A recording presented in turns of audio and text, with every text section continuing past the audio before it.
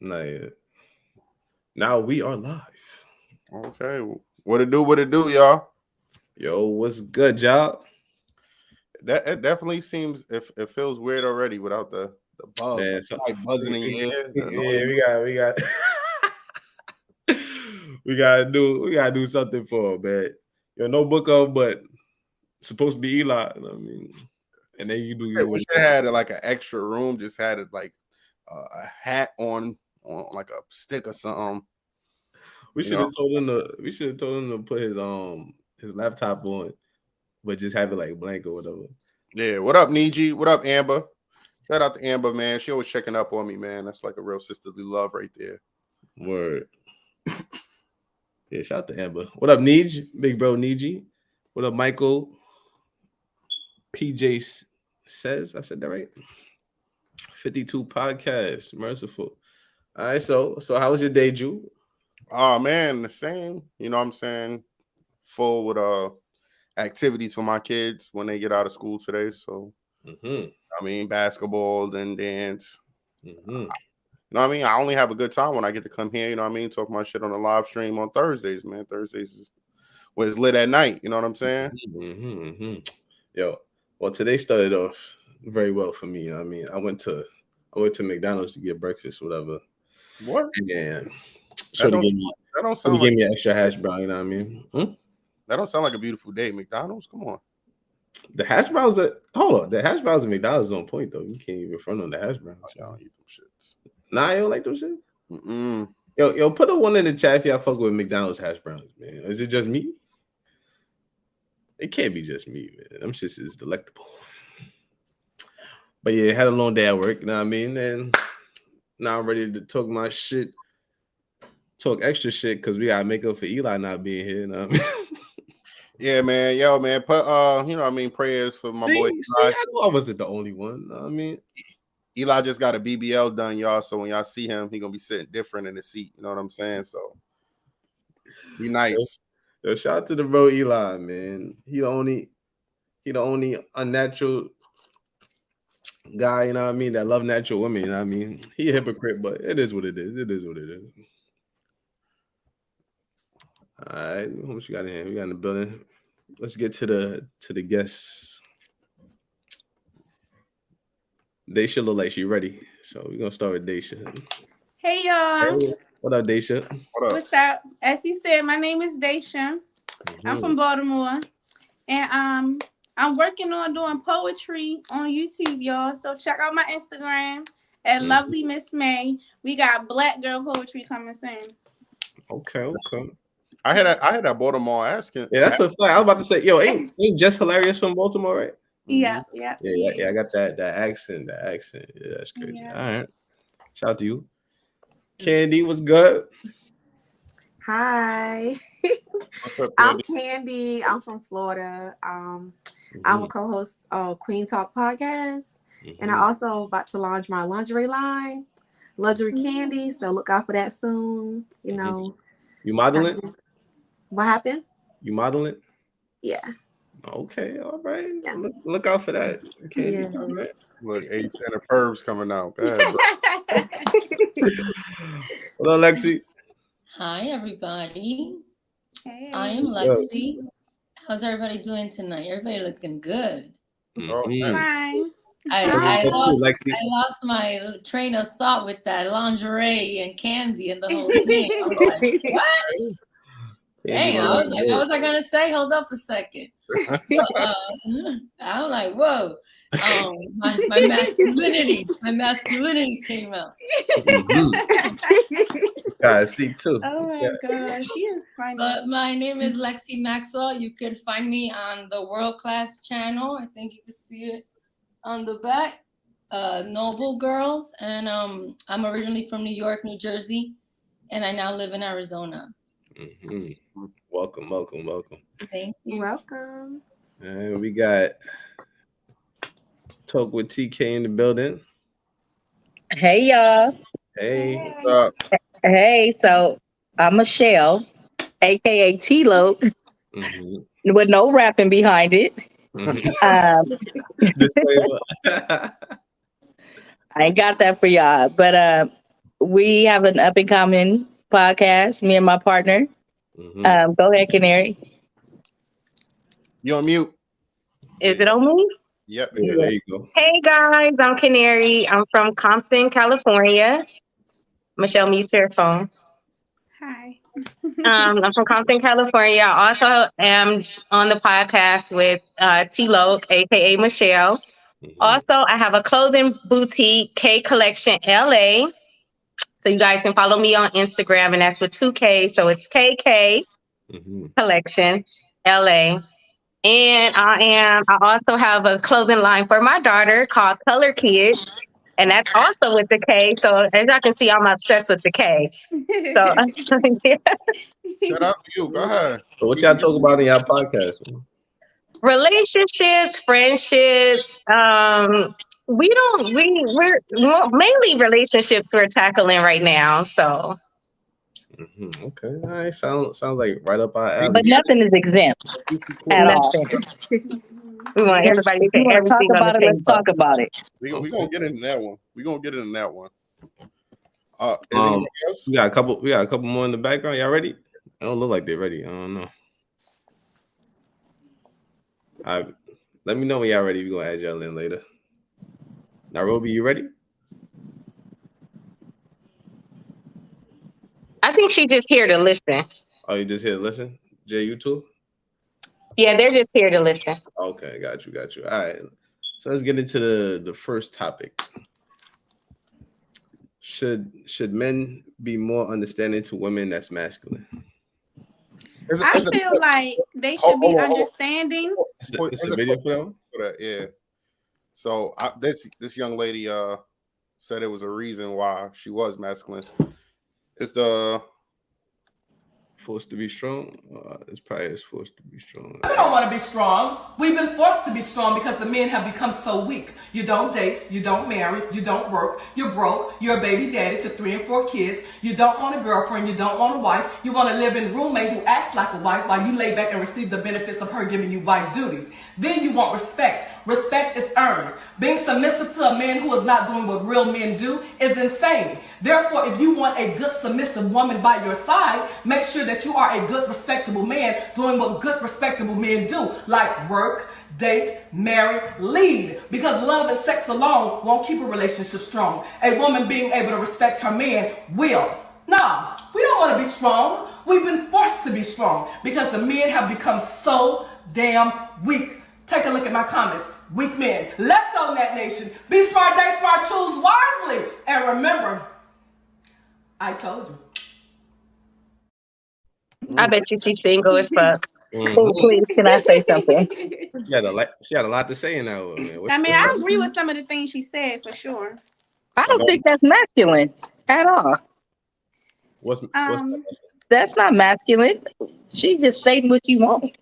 If that was my mom, I would have ran away from home at least 3 times by the time I was 15.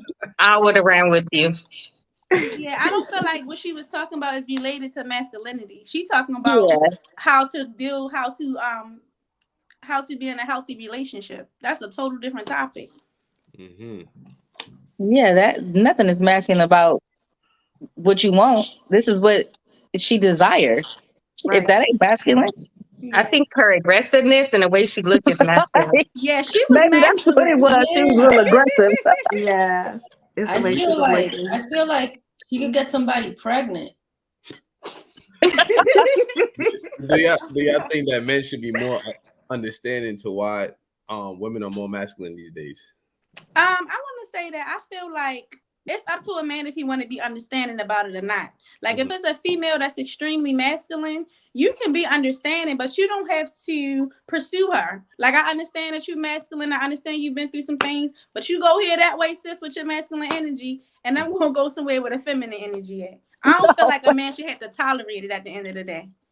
But when men are going elsewhere, you know what I mean, to find femininity, we're met with backlash from these women, you know what I mean, because we're going elsewhere. So what do we do about that? I mean, if you're in a relationship with a female and she masculine, I feel like it's a conversation that should be had.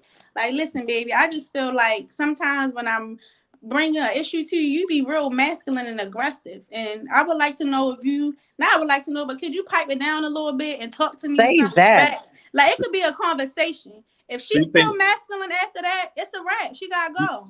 You think as a man, you should have to have that conversation with a woman? You shouldn't have to, but every woman is not healed, and every woman didn't have the proper raising to be feminine. So sometimes a man can get her there.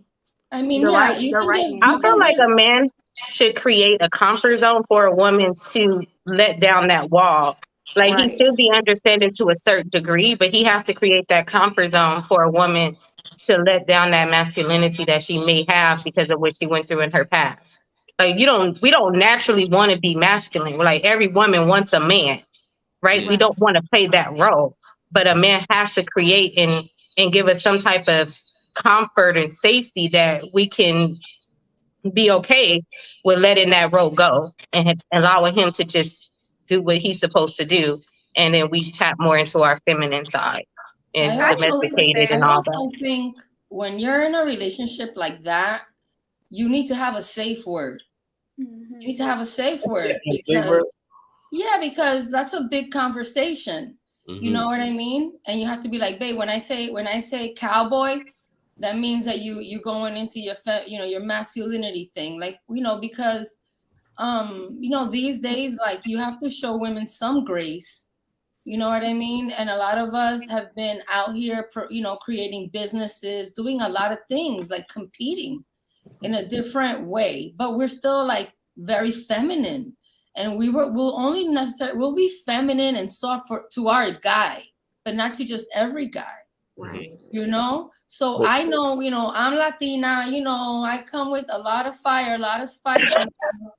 So if it's something that my guy feels like I'm too much in at that phase in moment in the relationship, I want us to just have a safe word. And when he says like cowboy, then I know I need to correct my behavior. Like, it doesn't have to be like, we've already had the long conversation. Now just give me a little command so I could get that ingrained in me. Because if I care about my guy, all I care about is pleasing him. And that process is a training process, is a learning process, is a bonding process, but I show effort. And because of that, he keeps me around. You know what I mean? So for me, if you give me the grace and the patience and like a simple code word, that we don't have to get all frantic. We've already had that conversation. Now you just say cowboy, and I'm like, oh, I need to chill. Like, the moment I hear that word, I would just zip up my mouth and be like, check in with myself. That would be the difference, though, because a masculine woman, you're checking a masculine woman about being masculine. They usually come off defensive, like, as she just said. So if you telling me about myself in this comment, those men are weak. You get what I'm saying? So like, I'm pretty sure that if a man is trying to hold her accountable or let her know, or try to put her in her place, as we would say, she's not trying to hear that. She's not trying to have that. So I mean, it's definitely hard to get the communication across. I just don't understand. Like, sometimes men have to give, and I understand giving grace, but it's like we gotta coddle, we gotta be so sympathetic and poised, patient, and all this other stuff for women. When not saying you guys don't deserve it, but it's a little hard. Women have to do the same thing with men. We gotta be patient. We gotta wait on y'all. All that. Patient about what? It's not happening. What? We do. We gotta be sympathetic. We gotta wait for y'all. Every hand and foot. That submissive woman has like no. And can we stop saying masculinity? Because when you say masculinity, I think of raw, like this big woman bodybuilder. No, women are not like bodybuilders out here, though. You talking about physical masculinity? We talking about. I know, but when you say it, that's all I'm thinking. Like, but no, I don't think it's masculine. I think women are stronger than what they used to be. So it may come off as masculine, but it's not. Like, we're just different now. We're cut from a different thread now, different cloth. All that shit. Nah, I can't. Why do you lose respect for your man, or how do you talk to him? How you approach? You can have these conversations outside with Tom, Dick, and Harry. I don't give a fuck how you talk to them. But when you come home, I gotta watch how I'm talking to you, right? You my lady. I'm gonna talk to you with respect as well, right? So if you're expecting that from me, I'm damn sure expecting it from you. I mean, I feel like at the end of the day, you have some masculine women that are open to change, and you have some masculine women that are not. And if you are dealing with somebody that's open to correcting their behavior, then it's gonna be peaches. It's gonna be peachy. But if she masculine and closed-minded, it's not going to go nowhere. That's a problem. Women shouldn't be leading in a relationship coming off masculine. A man is not attracted to that. We say that to women all the time.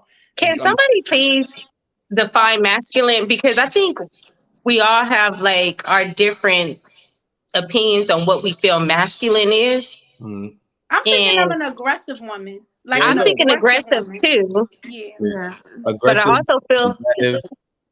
But a masculine woman could be one of these females that are willing to buck up to a guy.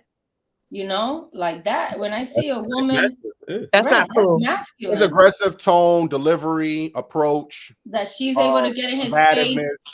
And that's toxic.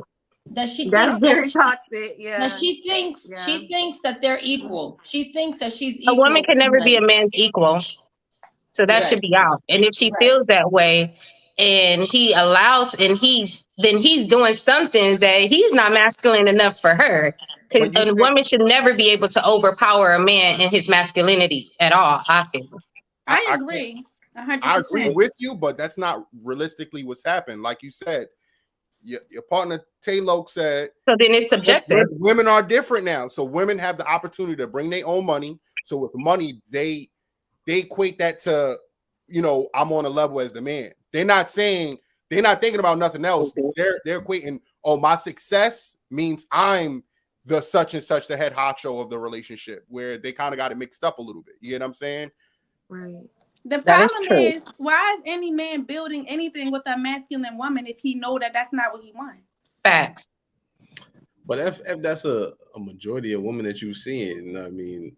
Y'all got me my homegirls. My homegirls is feminine. My friends like that. But it's a lot of women. A lot of women grew up. That sounds like a New York woman. A lot of women. New York got the most aggressive women in the world. I ain't gonna lie to you. We're not. I'm from Cali. We're not that aggressive, like at all. Okay.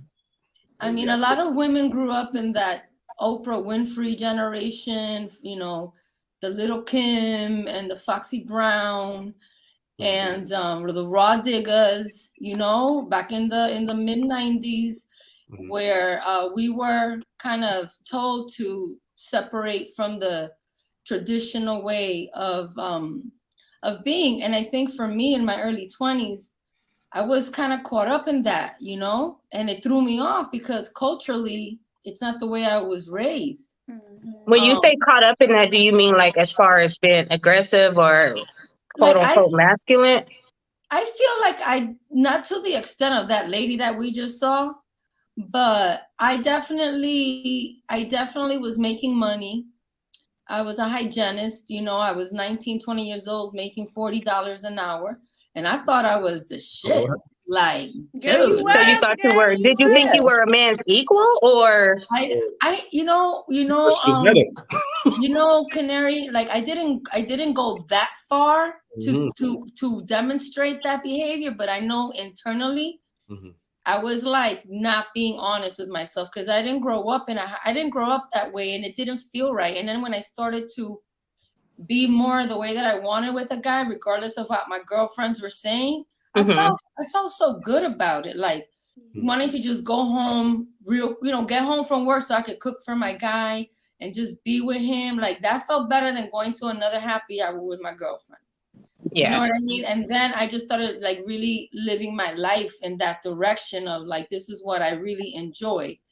But I also see my girlfriends, you know, that would come from that time where there was like really drilling into our mind that, you know, the woman should detach from that level of traditional ways and she could just do all good by herself. And now, you know, at this stage, we realized it was a detriment to our communities, to our children. Well, that wave is coming back again with the whole city girl and to our little boys. Look at our sons. Coming back. Look at our sons. I feel so bad for any mother who has to raise a son in this time with all the stuff that is going on. There's no black boy magic, not no black boy excellence. It's all black girl this, black girl that, black girl this. You know what I mean? And then these little boys are being raised in households with mothers that never healed, like I think Daisha was saying. And then we out here like good girls meeting these men. You know what I mean? And like I understand what you were saying, Ju, but even us, like, we have to give grace when we meet one of these guys that we want to show them the softer side, because he just brings it out and he's thrown off by it. Right. You know what I mean? And you're like, okay, like, so to sum it up, men should be patient. I think so. Right. I think both parties need to be patient, but I don't believe men get the same grace. Candy, I hear you. I would say for me, I was raised to like not depend on a man, to always like to get my money, to pay my bills, to take care of my household, to cook. You know, like my grandma taught me how to cook, you know what I'm saying? Do like wifey duties. But my mom was like, you know what? You know, niggas ain't shit at the end of the day, you know what I'm saying? They gonna leave you, you know what I'm saying? Make sure you got yourself together. So if they do leave, you good. So that's how I was raised. So coming into the world, yeah, I was all aggressive. I do try to do something for me. I don't need you to do this for me. I got this. Like, I don't need you. Like, I got this or whatever. I had to learn to like let a man be a man. Right. You know, especially being raised with a lot of women. I totally agree with Candy. A lot of strong women. It's hard to be feminine when you're raised with a lot of strong women, especially women that's like back in the days, they stuck in their ways, like Mississippi. My family from Mississippi and Louisiana, like stuck back in the days. Like, listen, my grandma didn't play, my mama definitely played the radio. Like, Candy, you ain't finna depend on no man. Like, even now, you know, in the dating era, it sucks so bad. But I try to be, you know, try to not have my walls up because I know where I came from, you know what I'm saying? But I know where I'm at now when it comes to being feminine and letting a man do for me. And it's hard. I'm gonna tell you, I have to like, it's like a cringe. Like, I'm like, ugh, I don't want him to do it, but I'm gonna have to let him be a man. And like, you know, maybe later on in life, it'll be easier, but being so like, I won't say masculine, but I'm just, my guard's up, you know what I'm saying? I think it's more like, she afraid to give him all the responsibility and yet he failed him, you know? I think that was my issue. So I feel like destiny is coming from a place of upbringing, because a lot of people grew up with single mothers, and you watched your mom be that strong woman, that strong independent woman who went to work, raised all the kids, came home, cooked, cleaned, did everything. Right. So, and it was hard for her to bring men around her kids and accept, because she was independent already. So upbringing can have something to do with that too. A woman accepting a man and letting him lead and take that role. Like, you know, I didn't, but a lot of us did grow up in single households with one single mother doing everything. So you pick up that mentality from my mom was strong, so I got to be strong. You know, so. But your mom wasn't in a relationship, right? Oh, so my mom was. Okay, but I'm saying the strong mothers, they're single, so they're teaching you how to be single in a sense. So is it safe to say that like we have to break generational curses and things that our parents, of course, I think pushed off on us because of their hurt and their trauma? But sometimes it's hard to do that when you are raised in a household like that. The community is like that, and everything around you is teaching you to be, you got to be strong, you got to be this, because I wasn't taught like that, but I was taught to always have an exit plan. So I can, like, I was raised to have an exit plan. Like, make sure you're covered. We all adults, you gotta come into relationships healed. You can't keep making excuses. You have to. If everybody keep making excuses, then relationships just gonna keep failing. So we gotta fix ourselves at the end of the day before we. So we gotta break the curses. Yeah, exactly. You can't keep making excuses. That's the key. I be telling people, if you're not healed, don't be trying to talk to me. But sometimes they don't know that. Sometimes they don't know that. Sometimes things are triggers. I gotta answer y'all this question because my bro Eli not here to answer y'all. If a man came up to y'all and he was feminine and he was saying, I'm in my feminine until I meet the right woman, and then I'll be masculine. Would y'all accept that? Nope. No. So why should we show y'all that grace? Because first of all, why are you feminine? No. Yeah. Listen, if a man Then why are Baby, you let me show you masculine? something. That's the same No. thing. Accepting it. So Were why you man raised is to be gay. feminine? huh? Like Were you you weren't raised raised to be gay? feminine. I'm gonna think the man is gay if he come up to me feminine, and I don't want to Right, be with a that's gay cool. man You or a learn with a bisexual feminine man. man. I'm gonna think you a man, and then I'm not gonna be attracted to Period. you. So So you I gotta need get to, that same I don't know. grace. That's this just is literally for us. said that. 'Cause I don't know women that are masculine like that. Me neither. maybe That's we like, let's go like that.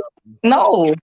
I don't know nobody like that lady in the picture or that Yeah, chick. she was very aggressive. Some of y'all felt like she wasn't as masculine. She was right, but her delivery, her tone, her everything screamed Was out. aggressive.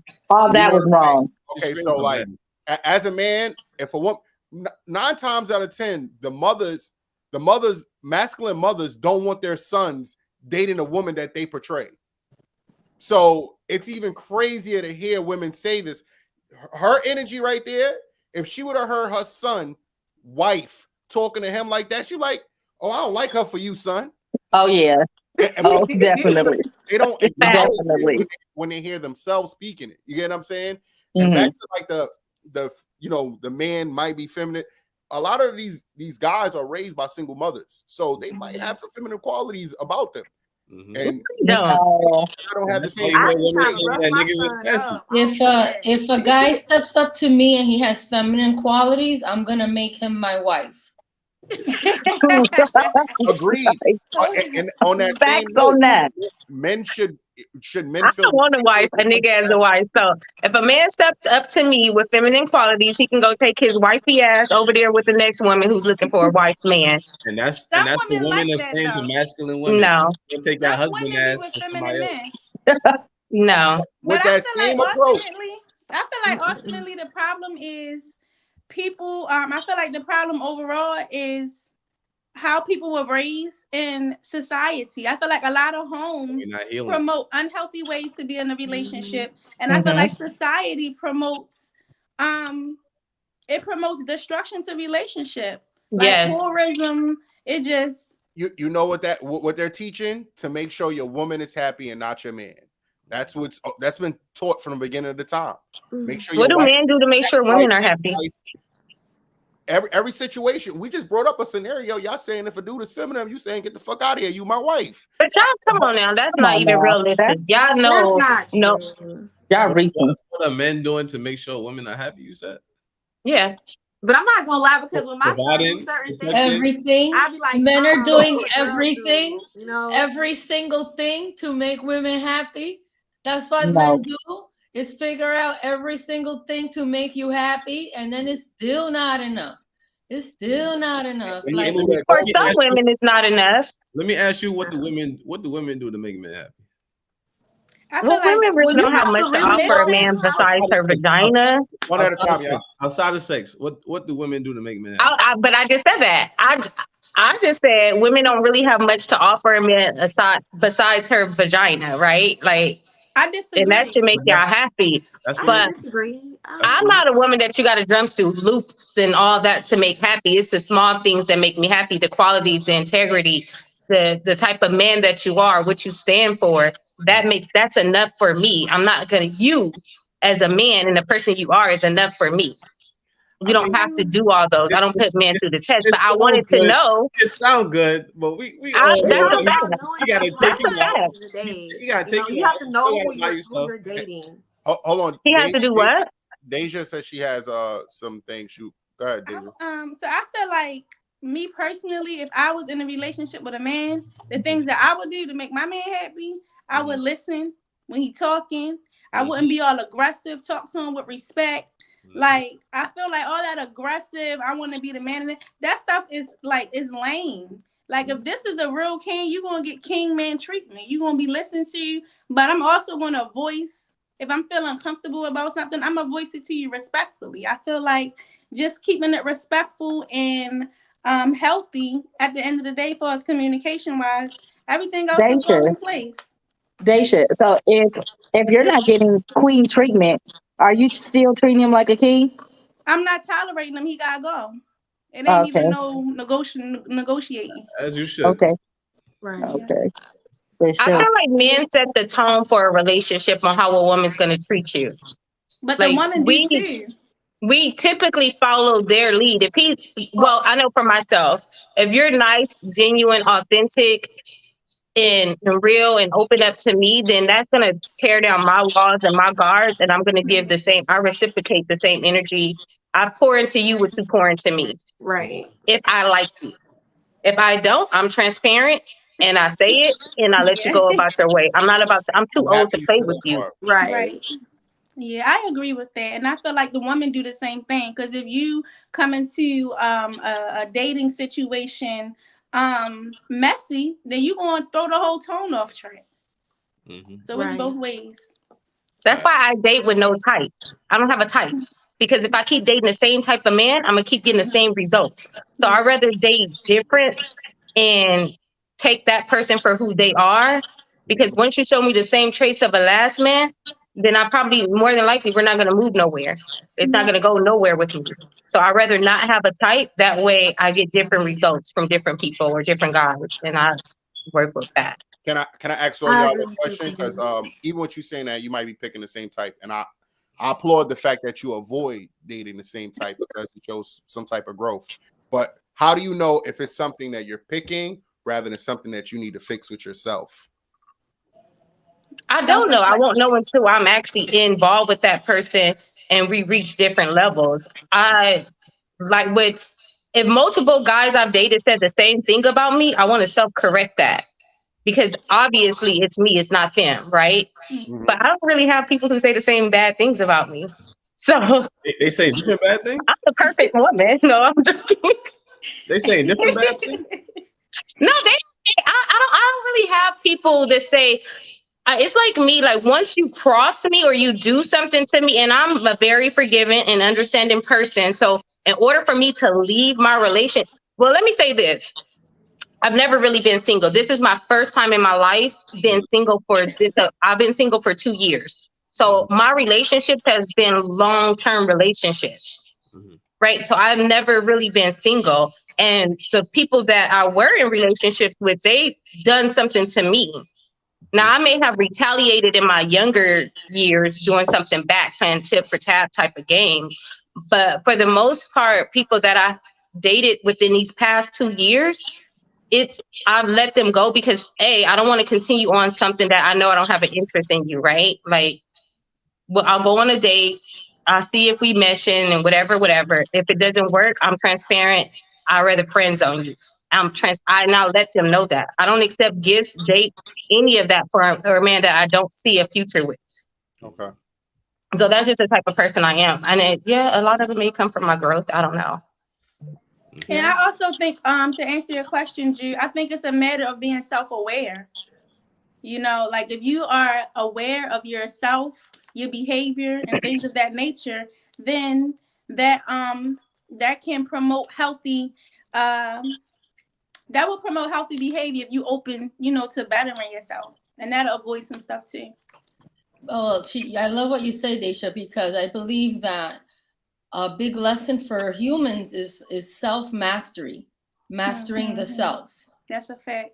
And once you come into that information, and you become interested in yourself, like really start loving yourself, taking care of yourself, dating yourself, and you master yourself, and you're able to put yourself in situations where you don't respond the way you used to, and you don't respond the way people expect you to. And you even surprise yourself. You're like, damn, back at, there was a time in my life where I would have done X, Y, Z. And look all at the me. good women are single. I think for me personally, self-mastery is something that I want to be able to bring to my partner. Because when I'm with somebody, everything that he makes him happy matters to me. Every single thing, everything. I even have what I call a knee pillow. When he comes home, I have a pillow. I'm on my knees, waiting at the door, like I appreciate you. God bless him. Come on, plus. Lexi, are you single? I'm with somebody, but I'm not married. Okay. I've never been married and I don't have children. Yo. But like Canary, I've been in long-term relationships, and I love catering to my guy, because when you cater to your guy and you have a man who will bend over backwards to give you the everything in the world, that you are the apple of his eye, you are the salt of his earth, and all it takes is you waking up and making him poached eggs. You know what I mean? All it takes is you massaging his feet, even if he has a Girls going bunion. too far and massaging You know what I nobody. mean? Like, men don't, We're gonna have to go get them bunions fixed. Society don't promote that though. That's what I was talking about I was earlier. with you for the long women. but them feet, hell no. I ain't massaging no nigga You don't feet. have to get no feet fixed. But y'all, excuse me real quick, y'all. I feel like society don't promote women being feminine and doing nice things for their man. So that's one of the reasons why that's not as prevalent as the unhealthy behaviors. But doing all that, cooking for your man, being submissive, I'm with all that. Right. Yeah. All right, let me get to these super chats, y'all. We got big bro Niji. He said, "Ace, tonight is your night, brother." What up, DG? DG again. He said her delivery is masculine. They talking about the video. Video. Yeah. Talking about the video. Merciful said, "How in the world is he initially supposed to tell if she's feminine? If she starts acting like that." Yo, he brought up a good point, because I ain't gonna hold you. The first 2 to 3 weeks, y'all be lying like a motherfucker. Y'all be acting like y'all princesses and queens. And y'all niggas too. And it's like y'all Y'all be acting like y'all got money and all type of shit and really be broke. Walking around. Yeah, you know why niggas Fake working out in the gym and shit. Like men change after they realize you ain't the same shorty they was talking to 2 weeks ago. Like, money come and go. Your personality is supposed to be you. I realized he ain't the same nigga I was talking to weeks ago. His car got declined when we went out to eat and some shit like that. And he's like, "Oh, babe, you got come on now, y'all be faking too." Finances, we connecting on y'all mental and y'all spiritual levels, and that shit ain't the same. When that masculinity come out, then my car start declining. That's all I'm saying. Since you want to be a man, pay for this. I mean, to be completely real, the first your man ass paid for it. Oh my god. The first 2 to 3 weeks of somebody talking, they trying to impress each other. That's really what it be. Like, they both trying to impress each other. But I'm coming in just being myself, because I don't got time for the nonsense. Like, this is who I am. You know what I do? When I talk to somebody, because I'm in my little dating, I'm single, but I'm dating, you know, trying to date. I be trying not to cancel on people, but God working with me. He working with me. But I let guys know all my flaws. I don't know if I'm just me just trying to like run them away, but like I let them know all my flaws. You say you can't run them away? Like, you let them know all your flaws on the first date? No, or you... like on the first, like getting to like as we go on, I'm letting them know my flaws. Like I'm not just like I'm this, you know, princess that's perfect. Yeah. No, I'm letting them know my flaws as we go on getting to know each other. Like it's not like I'm like, listen, I'm all about positive vibes, but I'm letting you know how this go. And if you know what I'm saying, if this happened, this was gonna come out of me. You know what I'm saying? I let them know like what's up, because I don't ever want a guy to be so surprised when I have a mouth on me, and I came a long way from where I used to be. Like I'm so humble now, but it takes a lot to get that out of me. So I'm like, listen, I'm gonna tell you my triggers. I'm gonna tell you my pet peeves. So that's like top 3 things a man don't want to deal with though. Like what? Even like hearing that you already got a mouth, that means you about to be nagging me, disrespecting me. It's just so Why much. you take that as a negative thing? Because if you got a mouth, you're already telling me that you're gonna be cursing me out. She just said I have a mouth on me, meaning I have it. But for my man, I'm not going to use it. Right. But I can't go there. That doesn't necessarily mean she's going to be nagging and all of that. That is not what that means. That is not what that because to a man, if I'm hearing that, I'm like, okay, well, she's combative. She likes to argue. She likes to No, that's not true, because that's not. This guy, like, okay, I'm talking to this guy. I told him, like, listen, I had a mouth on me, you know what I'm saying? Well, I got a mouth on me, but I know how to control my mouth. I know when to be So why would you say professional. you got a I mouth know on you when if you to can pop control off it? when I need to pop off, but I will never disrespect you if you don't disrespect me. Don't disrespect me, you won't get disrespected. So You know real what I'm quick, saying? Andy, what does I got a mouth mean? Because that's a warning. That's not Okay. saying That like means Maybe I I can need go to- there if I need to go there. If you put me in a Right. position where I need to go there. You're informing me with a warning that when this shit go off, you ain't gonna like it. That's what that is. That's what I heard. Oh, word? Yeah, like That's not necessary. She knows exactly what she's See, y'all got doing. man ears. Right. She knows exactly what she's Right. doing. Candy. She followed up. Candy. She followed up where I have Candy. triggers Yes. and I had certain things that take me to that level. That's what she followed that up with. So that Candy, means you that if I could be a trigger little her, brat. it's going You on. could be a little brat. Listen, I got it. I can be a brat, but I'm not. The thing about me, I don't argue. I don't like to argue. I become a little like, I want to say a little girl, but I'll go in my own little shell. Like, Can he I'll let spank you argue by you? yourself. Like, I will let Can you he argue by spank you? yourself. You know what Can he happened? spank you This for lady is crazy. Can he spank you for discipline? What happened? Can he spank you for some discipline? Yeah, he can spank me. I like that. You know what I'm saying? All right. I'm very like, you know. All right, I had a feeling. I know my own kind. I know my own kind. That's Yeah. all. Yeah, I ain't gonna lie, when you whipped out that Lexi pillow, was some I other thought that was shit. just low-key. I gotta start thinking Listen, about my I'm not like I don't nag. I'm not clingy. You know what I'm saying? I don't like to cling. I don't like to be under a man all the time. Like I like to give him his space. You know what I'm saying? Okay, like Kim, you got to let me know, why did you inform us, or Okay. that you inform men that you got a mouth? Clearly, that wasn't a good thing. That wasn't Listen. saying in a way as a good quality. You Okay, tell us the listen. truth. No, I let them know my flaws. Okay, that's your flaw. So that means for the most part you control it. But if you're triggered, it's going off. But the thing about it, I don't let him I don't go in I don't let him go in blind. I let him know what triggers me. I let him know what I am working on.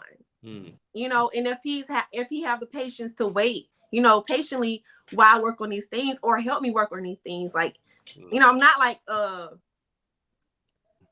crazy woman. It's like little tweaks that I have to work on, that, you know, I feel like everybody have something that they need to work on.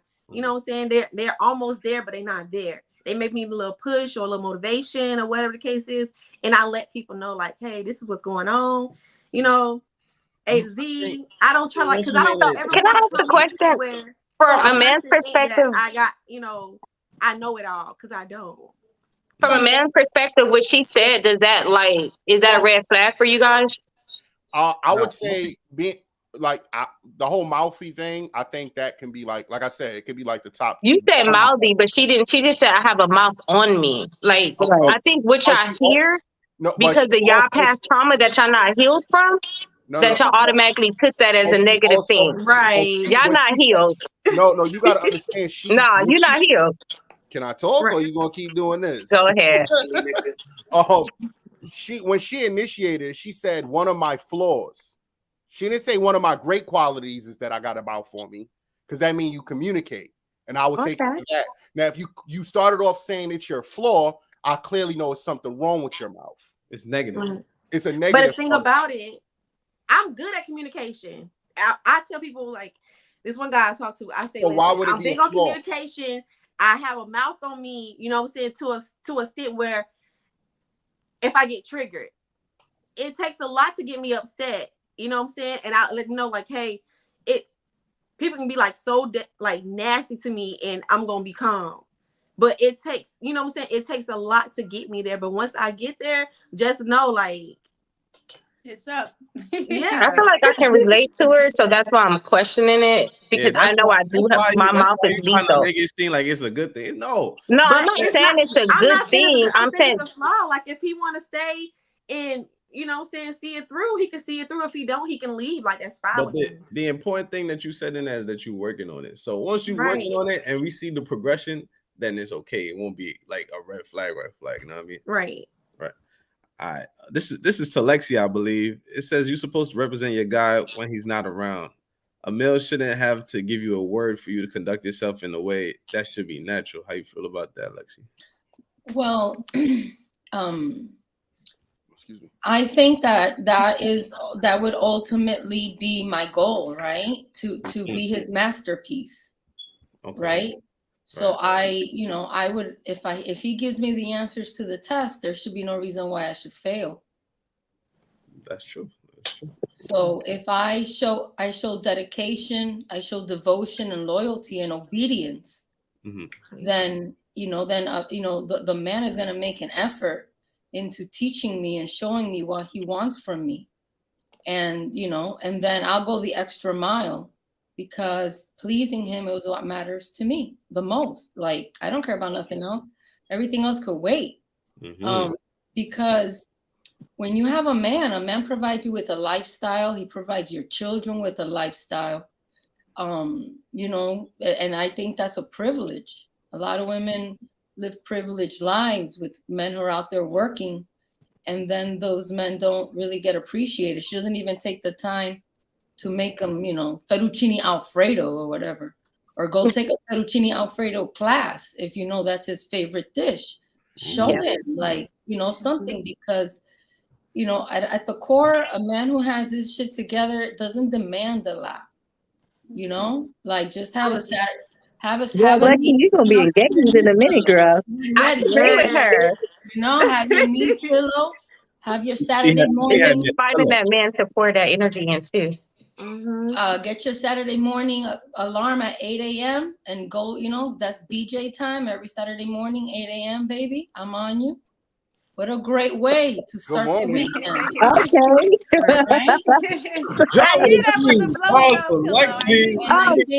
I think that if I was a man and I had a beautiful woman like Candy telling me that her flaw is her mouth, then I'm going to show her that her mouth is my pleasure.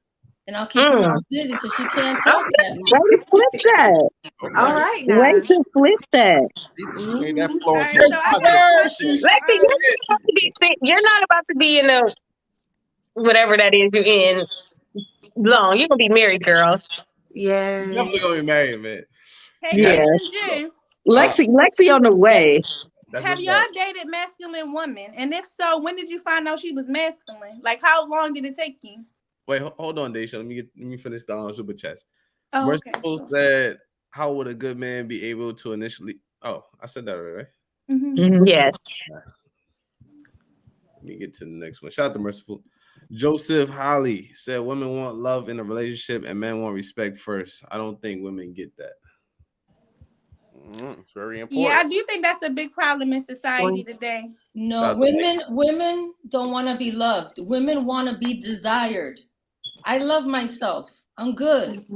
I love myself. I got that covered. I want to be desired. I want to be needed. You know what I mean? I want to be devoured. In addition to being loved. I love myself. Thanks. I know that's right. Hold on. Yeah. Dog Eat Dog said, "Do these ladies acknowledge that they have masculine female friends?" Come on now, listen to his name, Doggy Dog. No. Doggy Dog got a point though. Doggy Dog is a dog. Do y'all hold y'all friends accountable when they being masculine? Of course. I got no damn masculine. I don't have no friends like that. We got masculine friends today. I don't have no friends like that. So now y'all hold them. When I hold my girls accountable, do they bark? After that, they don't even talk English or Spanish. They just rah rah rah rah rah rah rah rah rah. I'm like, yo. And they're like, I'm like, dude, like, you are proving me right now. Look at you. Exactly. Look, I'm from Baltimore, so I got some aggressive female friends, but I have a selective few of feminine. I appreciate her keeping it real. Wait, hold on. Was it everybody saying they don't know where we find these masculine women at earlier? Yeah, well, from California, we said that. She never said that. Oh, okay. All right. I'm just trying to make sure. All right, Joseph Holly said, "Why you gaslighting? They not healed. Get out of here. You telling me you got a mouth on you is a red flag. You should never raise your voice or pop off on your man. Because real man, no matter how made, will not pop off on you." No matter how mad. I'm mad. I agree. Well, y'all never said that. I think that's subjective to different situations and circumstances that may bring out that trigger inside for me or for any woman who say they have a mouthy mouth. Right. I don't want to be like, I'm not like a mouthy, like, get your ass in here and you did this. It's like you cheated or you did one of my triggers, which mainly probably is cheating or doing something that is disloyal to our relationship. I don't want to feel like I don't want you. And if I tell you that in the beginning, it's because I want to let you know these are things that I won't tolerate. Because I don't want you to think that you can be sneaky and walk over me. And then that's when that mouthy side of mine will come out. Other than that, we're good. You got to understand, right? All right. So as a man, I shouldn't be doing those stuff that you named that triggered you. So that's not being mouthy. That's being normal. Anybody would be upset if somebody cheated on them. You get what I'm saying? So, well, I guess like I said, my mouth will come out at that point. But that's not being mouthy to me. That's you defending your respect. You know, you've been disrespected, so you got the right to, defend yourself. You get what I'm saying? Or to cut them off. So, or to express how you feel if you're being mistreated. I don't find that mouthy at all. Right. Now, when you make arguments and you are combative about other simple shit, but that's how a man is grasping the whole conversation. You get what I'm saying? Because well, that makes sense, but I'm not mouthy when it comes to that. Like I said, it would be it's things that you do to me that hurt me that will cause my mouth to be as lethal as it can get. And that's what I mean by that. Like, you're doing something to me to hurt me, I'm gonna say something. And that's what I took from that. So like just arguing because he didn't wash the dishes or he didn't open the door or something, like I'm not gonna do that. Like, so I guess those the mouthy women that we hear. You get what I'm saying? So I'm sorry y'all hear that. I'm sorry, but that's why I was saying like what, because I'm like, that doesn't make sense. Like I don't have a reason in my relationship to be mouthy unless you hurting me. Mm-hmm. I feel like you have healthy mouthing and you have unhealthy mouthing. Ain't none of it healthy. No. None of it is healthy. Yes. Justify that. They should come in. Yes. If she voicing her opinion, definitely, respectfully so, that's a healthy form of. Don't worry about what's in my cup. It's my cup. No, I'm joking. You heard her, Merciful. She ain't trying to tell you. Niju said, "I'm with you, Lexi. Bravo." Yeah, I think we're over, Lexi. Team Lexi. Every time Lexi, you killing me, girl. Lexi, can you tell them where you got that pillow at so they can get their own? Lexi, you get profit off them pillows, girl. Yo, I'm telling you, it's been used. Look at that. This your new pillow, sis. Warrior. This pillow is Lexi knee pillow. No. So Dailyrapupcrew, we coming out with a Dailyrapupcrew pillow. Feel me? That's a fact. No, hell no, I ain't gonna steal her shit. That's the Lexi knee pillow. We gonna name it the Lexi pillow too. The Lexi. It's gonna save relationship. Nah, the Lexi Lux pillow. Lexi Lux pillow. We gonna call it the Lexi Save Your Relationship pillow. That's what it is. Man, seriously. All right. Let's get into this next topic, y'all. But I've seen so many more women cheat.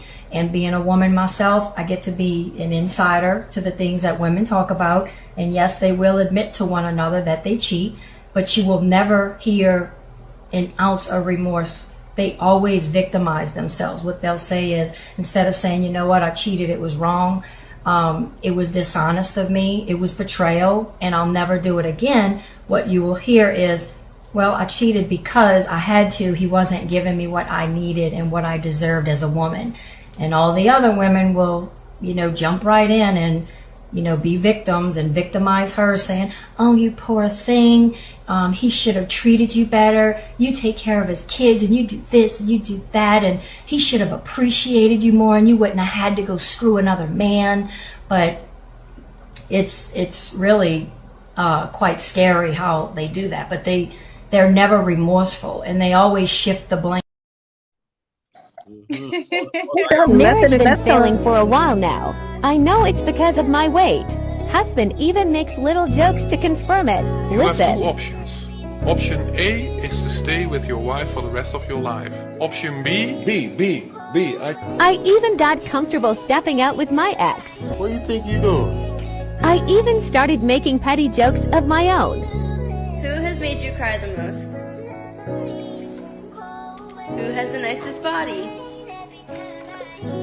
But even all that didn't feel like enough, so I bought Fabulous Shape to lose weight. This was first day of my journey. With a little motivation, strength, and Fabulous Shape, let's see what happens. I'm not perfect. I slimmed all the way down, no more marriage problems. I divorced him just like I divorced that weight. Pre-order yours today and get 25% off. I ain't gonna hold you. Women love to get in shape when they cheat. I swear to fucking God. Getting in shape for the Get next. them sinners right in. Get that body tied in. Yeah, of course. Get that body working when it's time to do it for another nigga. Your man could be at home like, yo, let's go to the gym to get. Oh, what you trying to say? I'm fat. I'm fat. Right. The men that be telling women let's go, the men that not tell women let's go to the gym, but the men who make women feel insecure about their bodies are more of the men who need to go into the gym themselves. Yeah, that's true. It is. It's never a gym head nigga that's making a woman feel bad about her body, because he knows the right approach to approach a woman to get her in the gym to want to work out anyways. It's always the ones that need to work on their own bodies. They got some shit to say.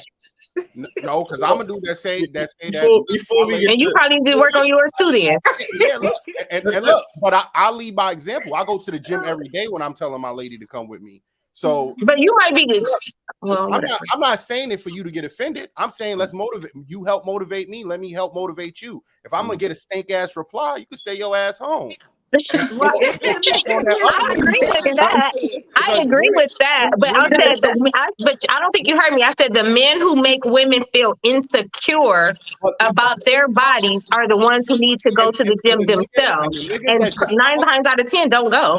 And the niggas that's just fucking on you don't give a fuck if you fix your body or not.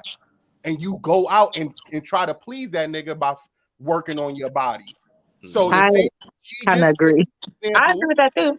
She just took pills so she can fuck her ex. That was fake. So she can fuck her ex because he had a nice body or whatever the case. So he motivated her without even saying a word. Mm-hmm. Well, her sister got in the gym and motivated her. And then the nigga that's telling them, hey, yo, we together. Why we can't do this together? Oh, well, you need to worry about yourself. You need to go lose a few. I think that's the wrong answer for me, baby. You gotta go. Look. Most Lexi talking, y'all. Let's see what you got to say. Most of the men that I'm attracted to, other women are attracted to. So if my man invites me to something, I'm always gonna say yes. I'm going to the gym with you. Absolutely, I'll be there. And I don't care if I'm just there stretching. I don't care if I'm like just there, because I'm like, Lexi there to wipe his sweat off. I'll be there for that girl, so for me, and give him water. Yeah, I'll be there, babe. Oh my God, look at your biceps, babe. Because most of the time, the type of men that I like, other women like. So wherever he invites me, I'm not gonna be like, no. You know what I mean? But like, you invite me to do kung fu, jiu-jitsu, go hunting, whatever it is, I'm gonna be there. I'm never gonna say, no, babe, go ahead, go by yourself. Because if I let him go out there and be by himself, guess what? There's somebody else who's out there who'll be, oh, I'm a gym rat. Hi, how are you? My name is Bambi. Oh, really? And I have to be careful because I have homicidal tendencies, so I can't put myself in those. God damn it, Lexi. What? But I agree with what you said, though. I think it is a matter of leading by example in that situation. Yeah, if he leads by example, I go to the gym now 3-4 times a week. So that's not a problem for me. But what I'm saying is I know women who are insecure and men have made them feel insecure, and those men don't even go to the gym themselves. Oh yeah, I agree with that 100%. I'm just saying if a man wants his woman but it's to the go way to the that gym, you approach a person to get them to doing things. A woman, like I said. And I feel like that way is leading by example. Yep. And not making her feel bad. But the man will have more options with his body sloppy as long as he got money. A woman, her pull is. I don't give a fuck how much money he got. I don't nobody want no big belly ass nigga on top of them. All right, Rick Ross got the pick up litter, man. That's what I'm DJ Khaled. All these guys is out of shape. They got the that's a lie. With no shirt off. What fat woman you know that's rich? Lizzo. Who? Lizzo. You seen her new niggas? Yeah, but how many niggas she got that's like, oh yeah, I want Lizzo. How often you see that? So you don't want Lizzo? No, I don't want Lizzo. You wouldn't date Lizzo? No, I wouldn't date Lizzo. Hell no. It's a lot of guys that don't date her. The topic is why are women becoming bigger cheaters than men? I don't know. I'm gonna leave that one alone because I ain't never seen one of my homegirls cheat. You lying already. Because they masculine. No, let me tell you why. Masculine. That's why we cheated. I don't think one of my homegirls cheat because I've never been in the bedroom with her while she was cheating. If she was, so I've never seen it personally. No, but that was a joke. Y'all ain't see y'all niggas. You sound like Bill Clinton, Canary. You sound like Bill Clinton. I wasn't in the room, so I don't know what happened. I think a lot of women are cheating. We just had this topic on our show, and it actually was why married women cheat because I feel like that's becoming the new. I don't want to say the new norm, but a lot of women are okay with cheating right now. For some reason, I don't know why. Dissatisfaction at home. Women want nice guys with nice bodies and those things too, and their husbands got comfortable and they're not doing the things that they were doing before. They're in their relationship. Men get comfortable and they're not get complacent. And right. They don't do like let's take Lexi for instance. Lexi has said, I'm still doing this from the beginning to the end. From the first day I met you, I'm catering, I'm cooking, I'm da da da. All men get complacent. They stop the romance. They stop the give. They stop. Men are stopping the fucking in a relationship because it's men. No, I'm talking about just a yeah. I want to be romance. Make a man happy. Women, we need more than just a fuck. I need romance. I need an ear to somebody to listen to me, a shoulder to cry on when I need to cry. I need more than just she sex. She still wants a good morning, gorgeous text in the morning. Them niggas that y'all cheating with doing that. The niggas that y'all cheating with. Watch out for it. I was a nigga that was messing with married women at a point, and I wasn't doing none of that but slapping. I was exciting. I was picking a hotel. That's what the married woman wants. So yeah, that's all a married. But a married woman just won't. You dick. That's it. I don't want nothing else from you. But you don't want to give your husband dick. That's what I'm saying. I don't understand because women granted access to sex. So if you could fuck somebody else, why is that man in a sexless marriage? Why is that man not getting fucked? Did you just not hear me? Because her husband might not have the same body and things that the other man have. Her husband may not be courting her anymore. Her husband is not telling her.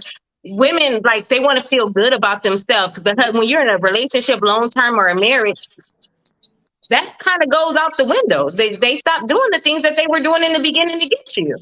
Right. And then you get and now on social media, you got all these guys, you post a picture, all these people are in your DM, hey gorgeous, hey pretty, hey this, hey that, and you start feeding into that. One little text message or one respond back leads into something else. I'm not saying it's okay for a married woman to cheat or any woman to cheat by far, but you said, why are they cheating? And I feel like these are the reasons why women are cheating. They're easily persuaded by little stupid DMs, vulnerable, and their dissatisfaction with what they have at home.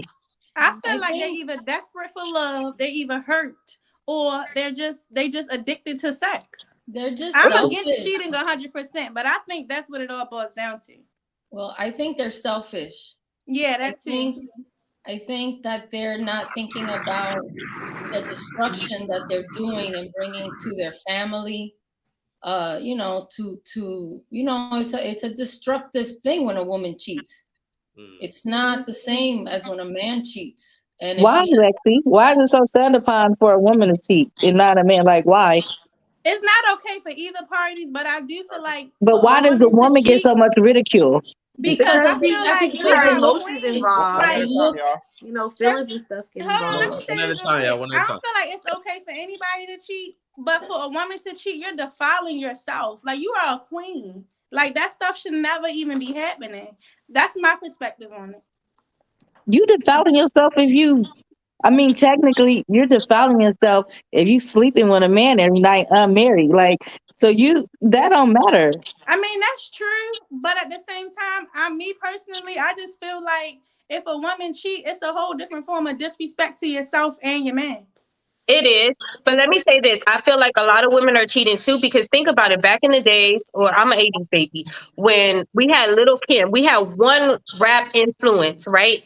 With Lil Kim was Foxy Brown. They were out at the same time, but then they started battling one another. Think about it. These women have so many more women fuck niggas. I'm a boss bitch.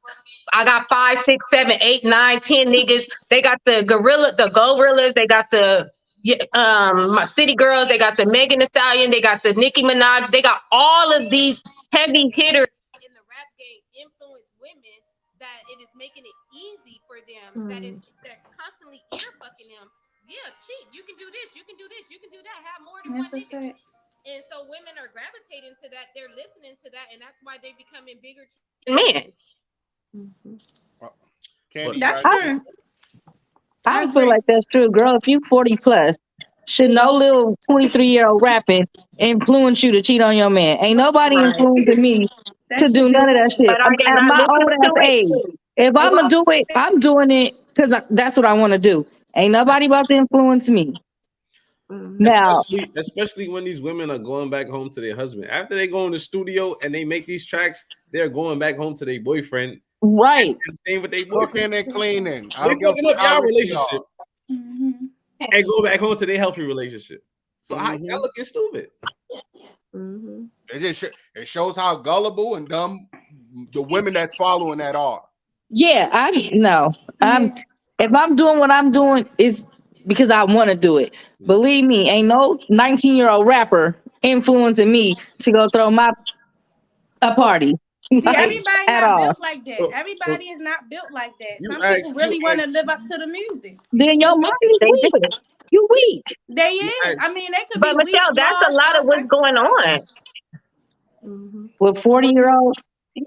35-year-olds. So you don't be listening to fuck that nigga, whatever these bitches I be listen singing. to it, but I don't let it if you influence listen me. to it, think about the woman that's single listening to it or at home with her man and she's tired of that nigga and she's listening to these songs. She's influenced. You're not thinking about these kids' age. You're thinking about the words that she's saying in this song that's motivating you. You an old ass You get lady, motivated by real ass it bitch, doesn't give a matter. fuck The age about a doesn't nigga. matter.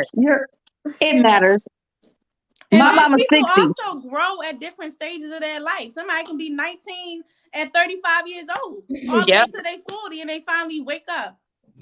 I mean, look, I'm 46 years old, and a lot of my girlfriends are, been married since they were in their, 20s and stuff. And when they go on vacation, that they want to go on girls' trip, I have to put rules on my married girlfriend. Because they out of control. Girl, you a mediator too? Huh? Damn. What rules you tell them? Hey.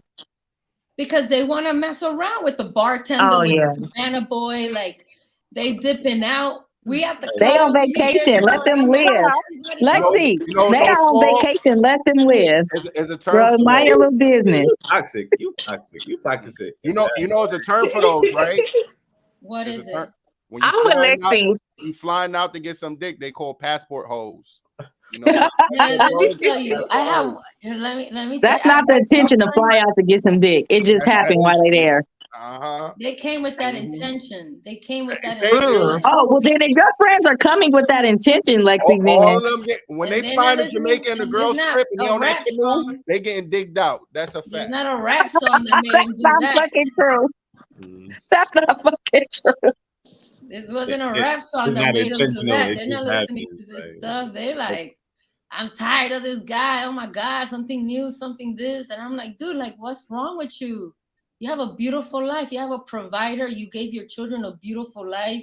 You're traveling here with a freaking unlimited credit card. I'm here budgeting myself because I'm not married. I don't have nobody got my back like that. And you're over here like looking at the cabana boy dipping on me. I remember my girl was like, yo, what? We booked these massages. Oh, I know. But I was over there with Arturo talking. So that bothered you, Lexi? Sound like that fucked you up. I was like, yeah, because like, massage on. Because like at this stage, you're like married for 20 years. Like I know your husband. We went to high school together. Like these are my folks. And I'm like, I know your man. And I'm there like, really? Like, you're going to do this? You're hearing somebody out right now, Lexi. I ain't going to hold you. You get real specific. You get real specific, bro. They go ahead some questions. That's why I ain't saying. What happened with the? Well, I'm getting specific with the names. Nah, No, she didn't name drop. She didn't name drop. Like, oh, I knew her husband. We went to high school. But the information that she given, the high school part. It's the high school part. Yeah, because I don't know how. Like for me, like a lot of my friends, they were high school sweethearts. They got engaged in their 20s and they've been married for almost 20 years now. We're all in our 40s. So I hope your high school friends ain't tuning into this podcast. They would like for to. real. They would probably like to. Their husband's gonna be calling you, Lexi. Like, you talking about my wife? They gonna be calling you. Can I also keep it real with y'all? They say the question was, I guess, why women known to be cheating more. And I'm gonna tell y'all the real truth. Women always cheating more. Wait, let me say cheating more. The reason why it's never been looked that you guys was cheating more was because men weren't going out complaining about, hey, my shorty cheated on me, because it's embarrassing to that man. And women are more known to complain about how a man is cheated on her, so it doesn't look like women are cheating, and men are better side pieces because we're not gonna brag about if we fucking somebody's wife. Lies. That's a lie. Lies. That's a lie. Out of a majority of men, 9 times out of 10, they're not gonna stop their free pussy. Now, look, I'm not. If one of y'all husbands ever called me, I don't know this nigga from a hole in the wall, and he says, "Yo, Jew, you fucking my wife," I'm not gonna be like, "Yeah." What you gonna say? What you gonna say? I'm like, "Nah, I don't even know your lady. I'm good." Okay. Because you know why? I want to fuck again, so I'm not gonna say none of that shit. And when a woman is getting approached about fucking somebody's husband or wife, yeah, and he ate my pussy too, bitch. That's exactly that's some childish shit. A real woman ain't gonna. She's not gonna say none of that. She gonna say, "I don't know your husband." I don't even know who you talking about. Think you got the wrong number, Susie? Yes, I don't know that man. Women always are definitely out on a nigga. Oh, if he's a dog, just say that. That's not true. No. Especially if they start feeling him, which they will. You know why? Because she want to keep getting the money that she's getting from this nigga for fucking him. She's not going to fucking tell, or she want to keep getting whatever benefits that she's getting, or she's just a real woman. She don't want to ruin her own shit that she got. You're not telling. After a while, when she start catching feelings and she want to be the Nope. main chick, she want to be number one. The main chick really want all the money. Say, then yeah, you fucking the wrong type of woman if she's batting to be number one. All right. He's fucking the wrong woman if she allowing him to cheat on his wife. Yeah, he is. Facts. That's why it's okay to have sister wives. It's okay to have sister wives. Oh, word. Shut up. Oh, Lexi, you with that? No, I don't think Lexi with that.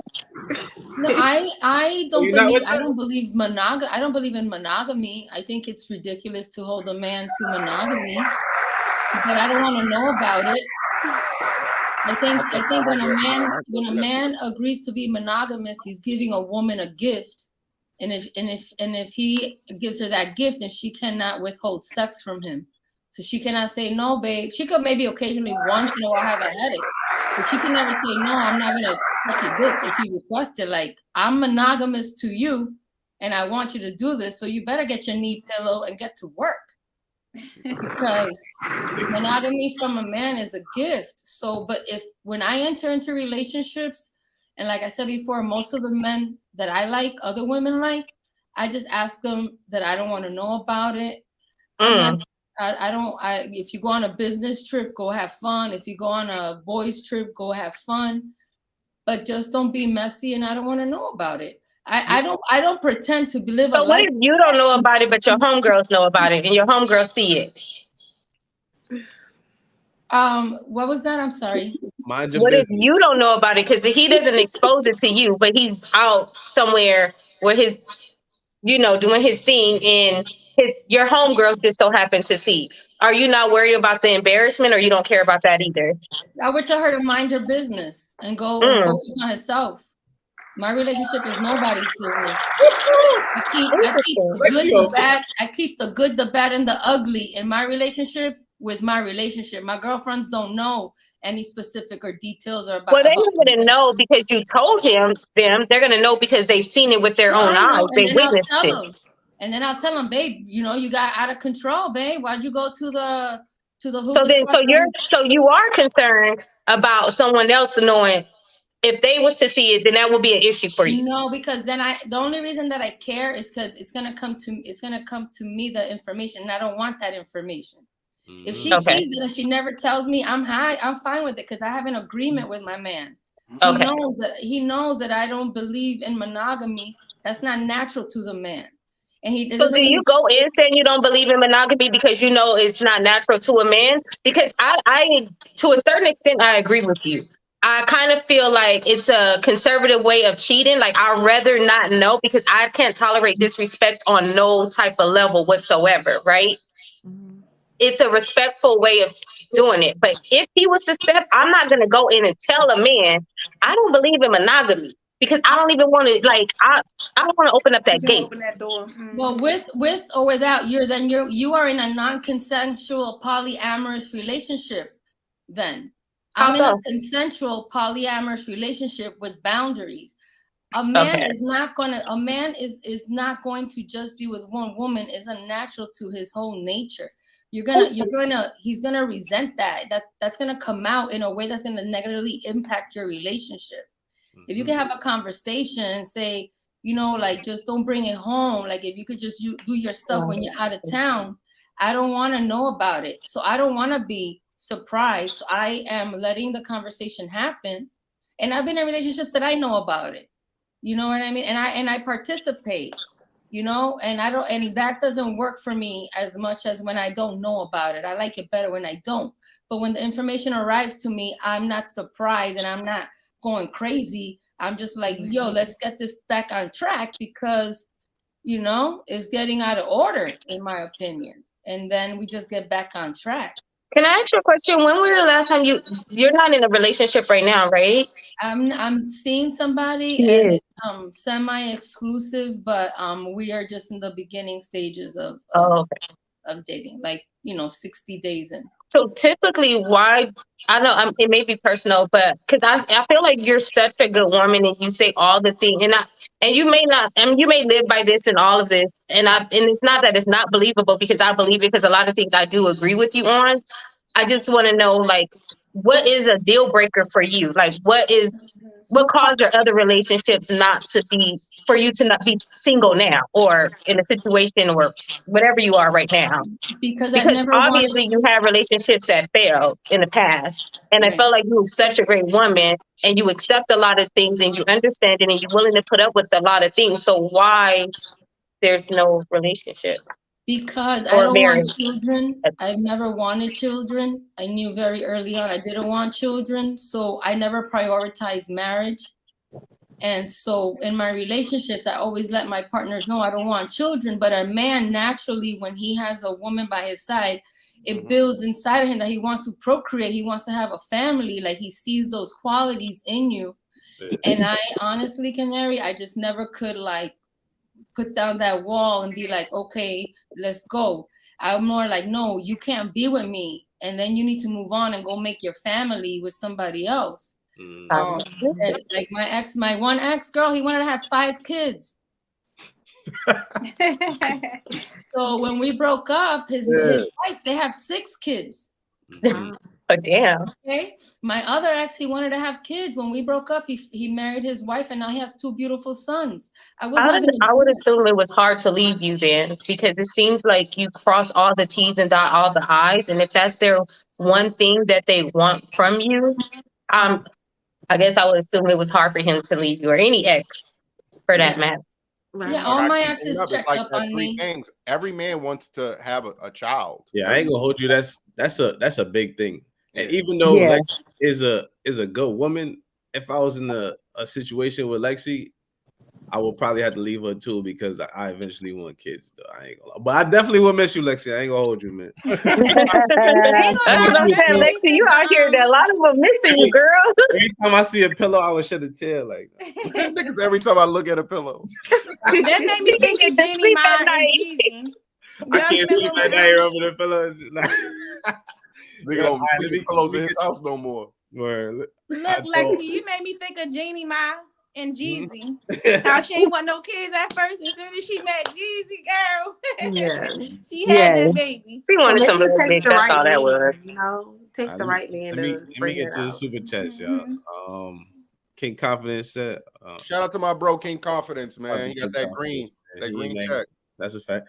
He said, y'all definitely late to the party. I ain't really tapped into what's going on. I ain't gonna hold you, but I'm always definitely here to support my bros and support the home team.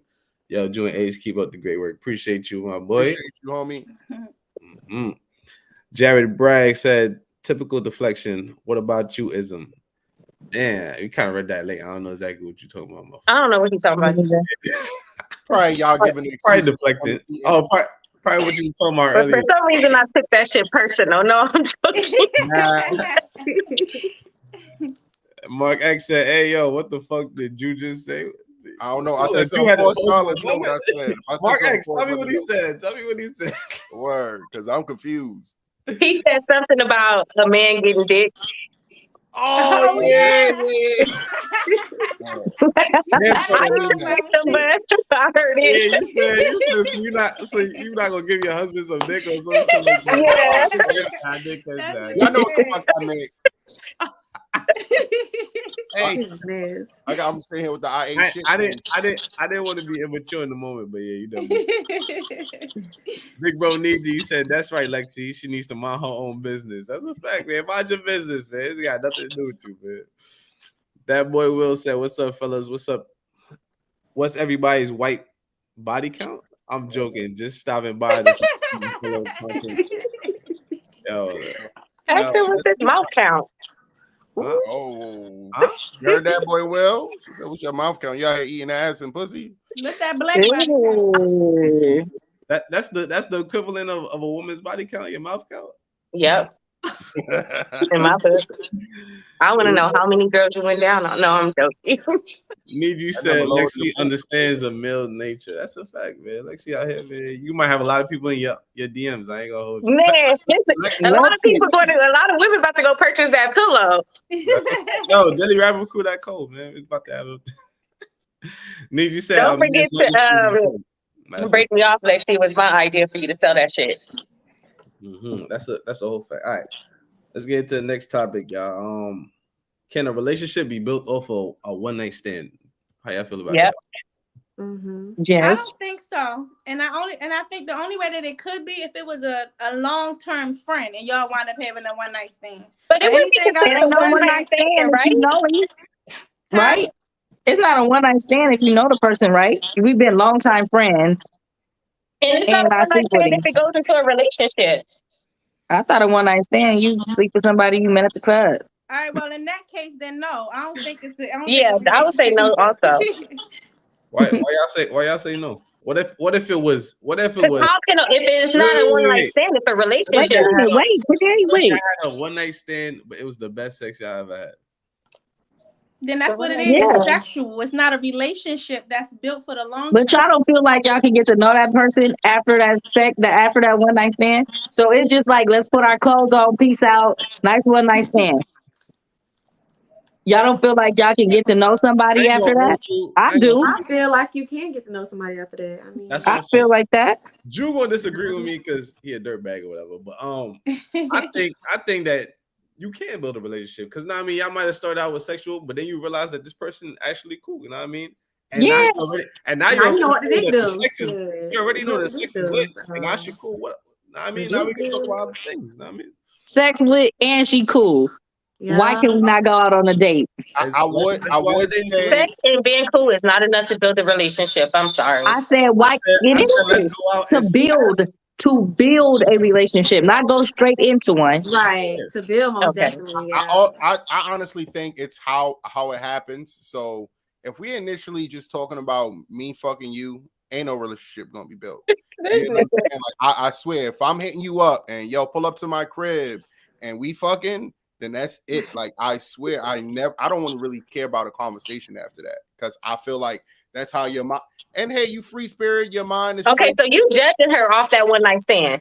Yeah, you already put her in the He put her in a box already. Not He disposed of her. She was disposable after that. I feel like if she didn't get to know me, I could see, like I said, we had a conversation, we building something, and then we decide, to enjoy each other's company and we had sex.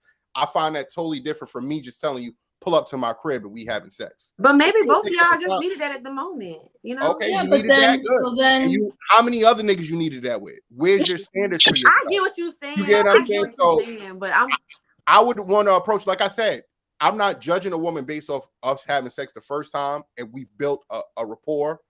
I feel like she respects herself. I'm hearing her talk. I'm hearing her ask stuff about me. I'm asking stuff about her. And she has that same standard for herself. But like I said, if she just, okay, I need some dick and da-da-da-da, yeah, cool, you got it. And that's all you get. You ain't getting no well, problem. yeah, then you treat her accordingly. Of course. I need some dick. She like, it just don't, it happens in the moment. Like, you can be talking to somebody, getting to know somebody, and then you have sex with them, and it's like, you ain't feeling it. And you like, you got to cut this person off because they not fulfilling a need something that you need at the moment, or you need long term. Like, if the sex ain't good for me, but clearly, like, if I feel like I didn't have to, if I feel like I gave you the shitty, but you still looking for to be a sexual partner with me, clearly I feel like you don't have no standards because I felt like I didn't. You say you feel like if you gave her what? If I didn't give her no respect, but she's still trying to fuck in the bedroom, you mean? Yeah. Like, so, no, I'm just saying in general. Like, yo, what you doing? Pull up.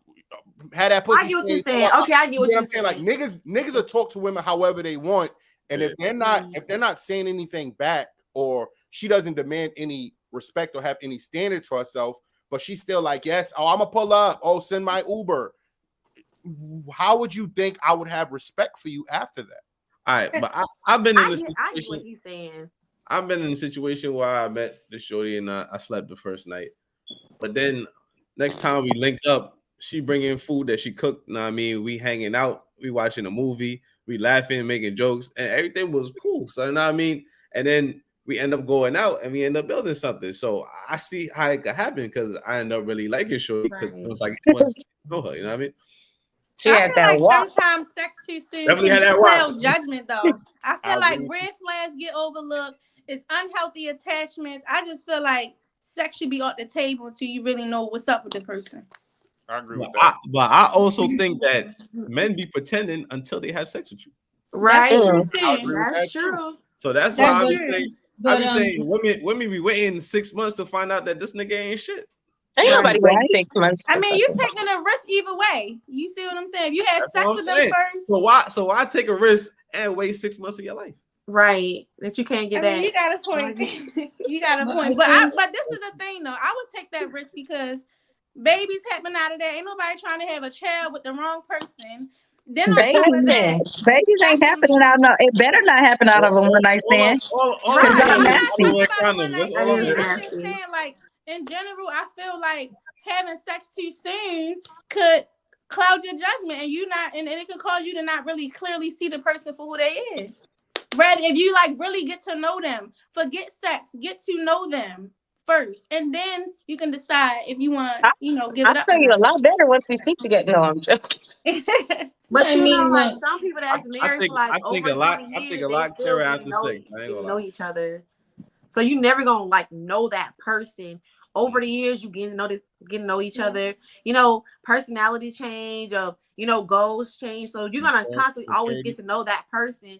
So I don't feel like that's I think I agree to disagree with that. I think I had a lot of partners. I agree with Candace.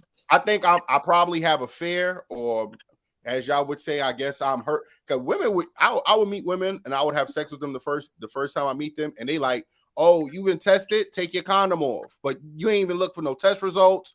You know what I mean? There's a lot of shit out here which make me look at women in a different light. You get what I'm saying? From my personal experience, it's like, oh well, I'm turned off from women that want to just fucking have sex right away. You get what I'm saying? Not saying I don't want to have sex with them right away, but the fact that I just want to see that you got some standards for you. You a hypocrite. I am. I'm not buying that. I want the pussy, but don't give it to me if you smart. That's all I'm telling you. I feel waiting heightens the intimacy. What y'all But see, think? that's for him. If he said he respect you more if you hold out, and he respect women, that's his standards. And he's conservative with his dick. Apparently, if he says he gets scared, so I feel like that's understandable. I'm saying Some men don't care. Women are saying to have sex unprotected with a nigga they just met. That shit's scary. That's scary to any person. That's crazy. Yeah. If you ain't scared of that shit, then you bugging. For real. I ain't raw dogging you. So do y'all believe that waiting to be intimate heightens the intimacy with you and the other person? No, I don't think so. Yo, Joe, she said you was conservative with your dick in the past. Is that true? I didn't say in the past. I say he's concerned. He sounds like he's conservative with it. I don't know what his past. I think I grew some respect for my. He's in a relationship now, so obviously he yeah. But you know, it was at a point where I mean, of course, you had to look a certain way, but I mean, I had a certain standard for my shit. Like, I don't care. Like, I'll kick your ass out. I don't care if your clothes off or not. You got to go. Damn, God, so mean. I need my dick. I love it. I like that. Pause, boy. What the? I said my dick. I love my dick. Nigga, what the fuck you talking about? I like the fact that I care about my shit. I cannot live without my dick, nigga. I'll go crazy. It sounded crazy, bro. Yeah, no, you sound crazy. Your friend knows something we don't know about your ass. You lying. You're supposed to take care of your body and love your body. Right. So at the end of the day, you just gotta. I guess you just. It's a risk at the end of the day because you can end up with a Jew ass nigga or you can end up with somebody like me. You know what I mean? So what's a Jew ass nigga? Jew is not gonna take you. He's not gonna take you seriously if you give it up on the first night. Clearly, you got the option. It depends on the vibe. You know what I mean? Yeah. You know what I mean, I had a lot of first night experiences. I'm telling you. Well, you have some bad ones, then. I had a lot of first nights. He must have had a lot of bad ones. Yeah, he had a lot of bad ones. Must have been the bad He had more bad ones than he had good ones. I'm not saying this likely. He must have been the bad one.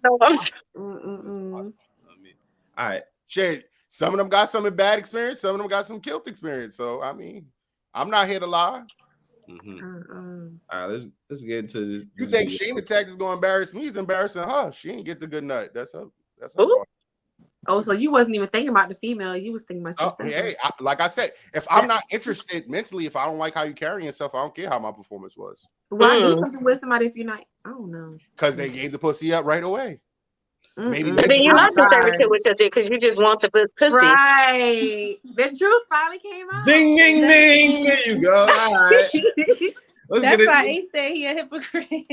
Exactly. I never lied. I said I want the pussy, but you should have standards for yourself.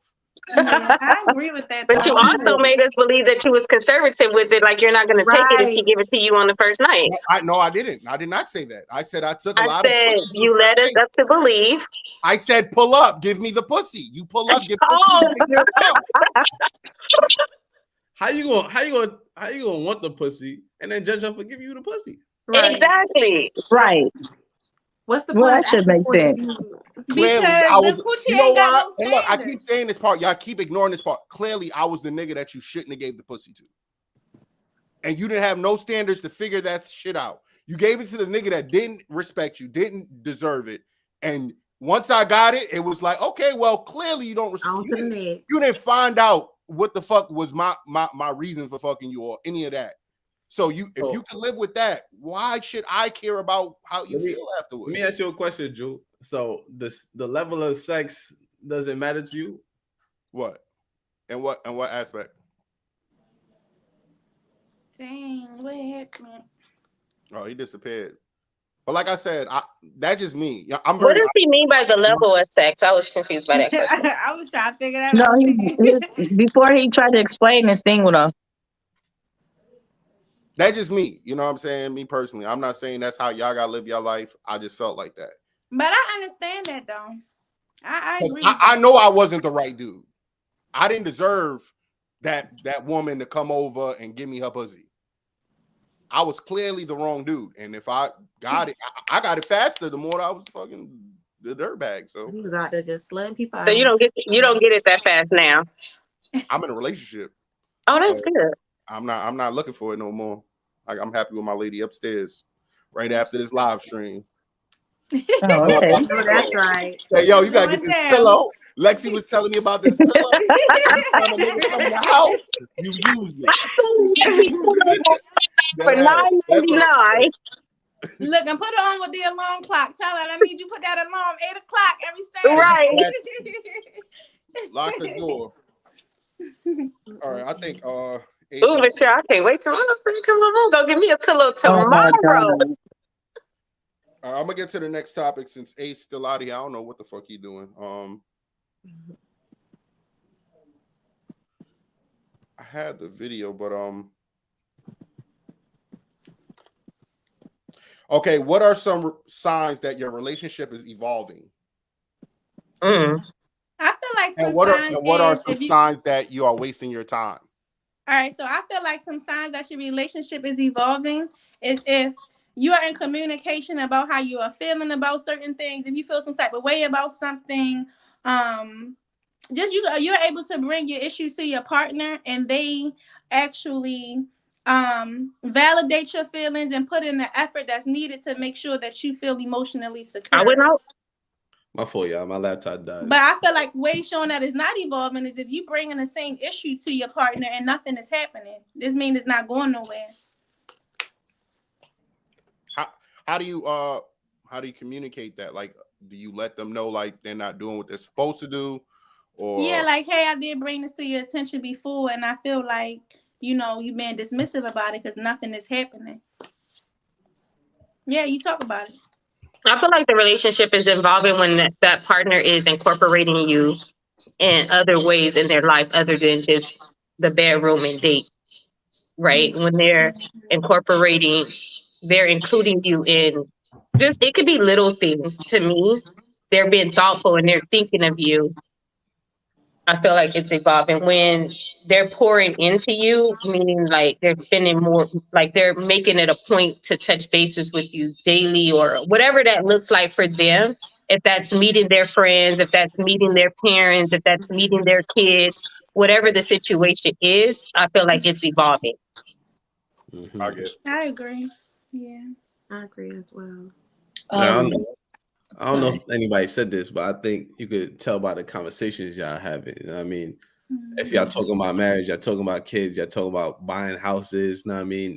Getting stuff together, like like phone bills and stuff like that. Like that's when you know that y'all heading in a positive direction. It's like when you both do whatever you can to make one another's life easier. Right. That you just feel that in your soul that this person has your back in a way that no one else did, and then you literally are like a team, and it's really beautiful when you see couples like that they just laugh and you could just tell they have that effervescence. They just got that. You're just like, damn, they have good sex. Like you could just tell, like for real though. She said everything. Tell if your relationship evolving also by the sex, because the sex is starting to be different. Y'all starting to open up more, so you start to get comfortable, woman, right? You could feel that. Yeah, and you're like, you can feel it. I want to try this. I want to do that, and it's true because I don't know, Ace, you didn't really get to tap into it, and I didn't really speak on it because I'm not an advocate of one night stands because I won't get off. I need to be comfortable with you for me to let myself do what my body can do to bring me the pleasure that I seek. In a one night stand, I can go home and play with my 3 toys and I'll be good. I don't need to be like exposing myself to anybody else's germs and stuff. So I don't advocate for that personally, but I think that, like Canary was saying, there's nothing more beautiful when a woman, you're with your man and you feel that as a woman, your womanhood is just opening up, that really your vagina has like more rose petals coming out of it. You know what I mean? That it's just like, damn, this is different. Let me ask you a question. You said that one night stands you don't really get off. So let's say you wait and you date and all that good stuff. The first time y'all have sex, do you usually, get off? Yeah, I do, because I like to talk about sex. If I'm with somebody and he's investing time, energy, and money in me to get to court me, get to know me, then at some point we're going to talk about sex. What does he like? What is he into? What do I like? What am I into? That's just adult conversations that you have. So when that time does show up, because if you like each other, it's going to show up. It's even more special to me because you've talked about it. And when you're in that moment, you feel completely vulnerable. You know, and you let your guard down. And to me, I have a lot, you know, brings my body a lot more satisfaction when I wait to have that. And when I let him lead that, even if I desire it, that I want to jump his bones, it's not up to me when that really is going to happen. I like to let him be the one who just sets it up. And then I'm like, oh, tonight is the night. Yes, it is. I'm there stretching. I'm like, yo, let me stretch. Let me get myself What if he on that vibe tonight? You know, so I think like what Canary was saying, like I don't think she heard me. So what if he's on that vibe the first night then? Then there's gonna be great hope. There's gonna be great hope, you know. Listen, if the energy is there, there's no need to rush it. If the energy is already there, then just nurture it, and we don't need to rush it. I mean, if we're sexually attracted to each other, we don't need to have sex right now. You know what I mean? Like, it's gonna happen. So let's just let it happen organically.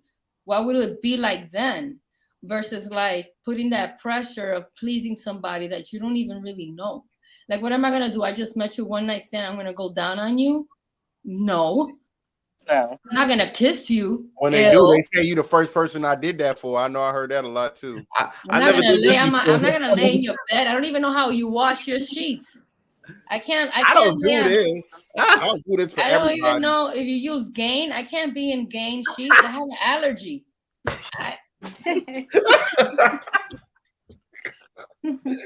Yo, that's funny as hell. Oh my god, it's hilarious. That is I'm gonna be standing in your living room, like waiting to find out where can I allergies, sit. allergic reactions. I mean, people not usually watching. Lexi got some point. Right, because you know when you in that situation, honestly, like if I was in a one night stand, the moment I got to his apartment, I would regret it. I think only the women with allergies is worried about if he got game tied or any other shit. They just worried if it smelled good or not. Like, I'm like, I want to, you know, like they be looking for leftover residue or none of that.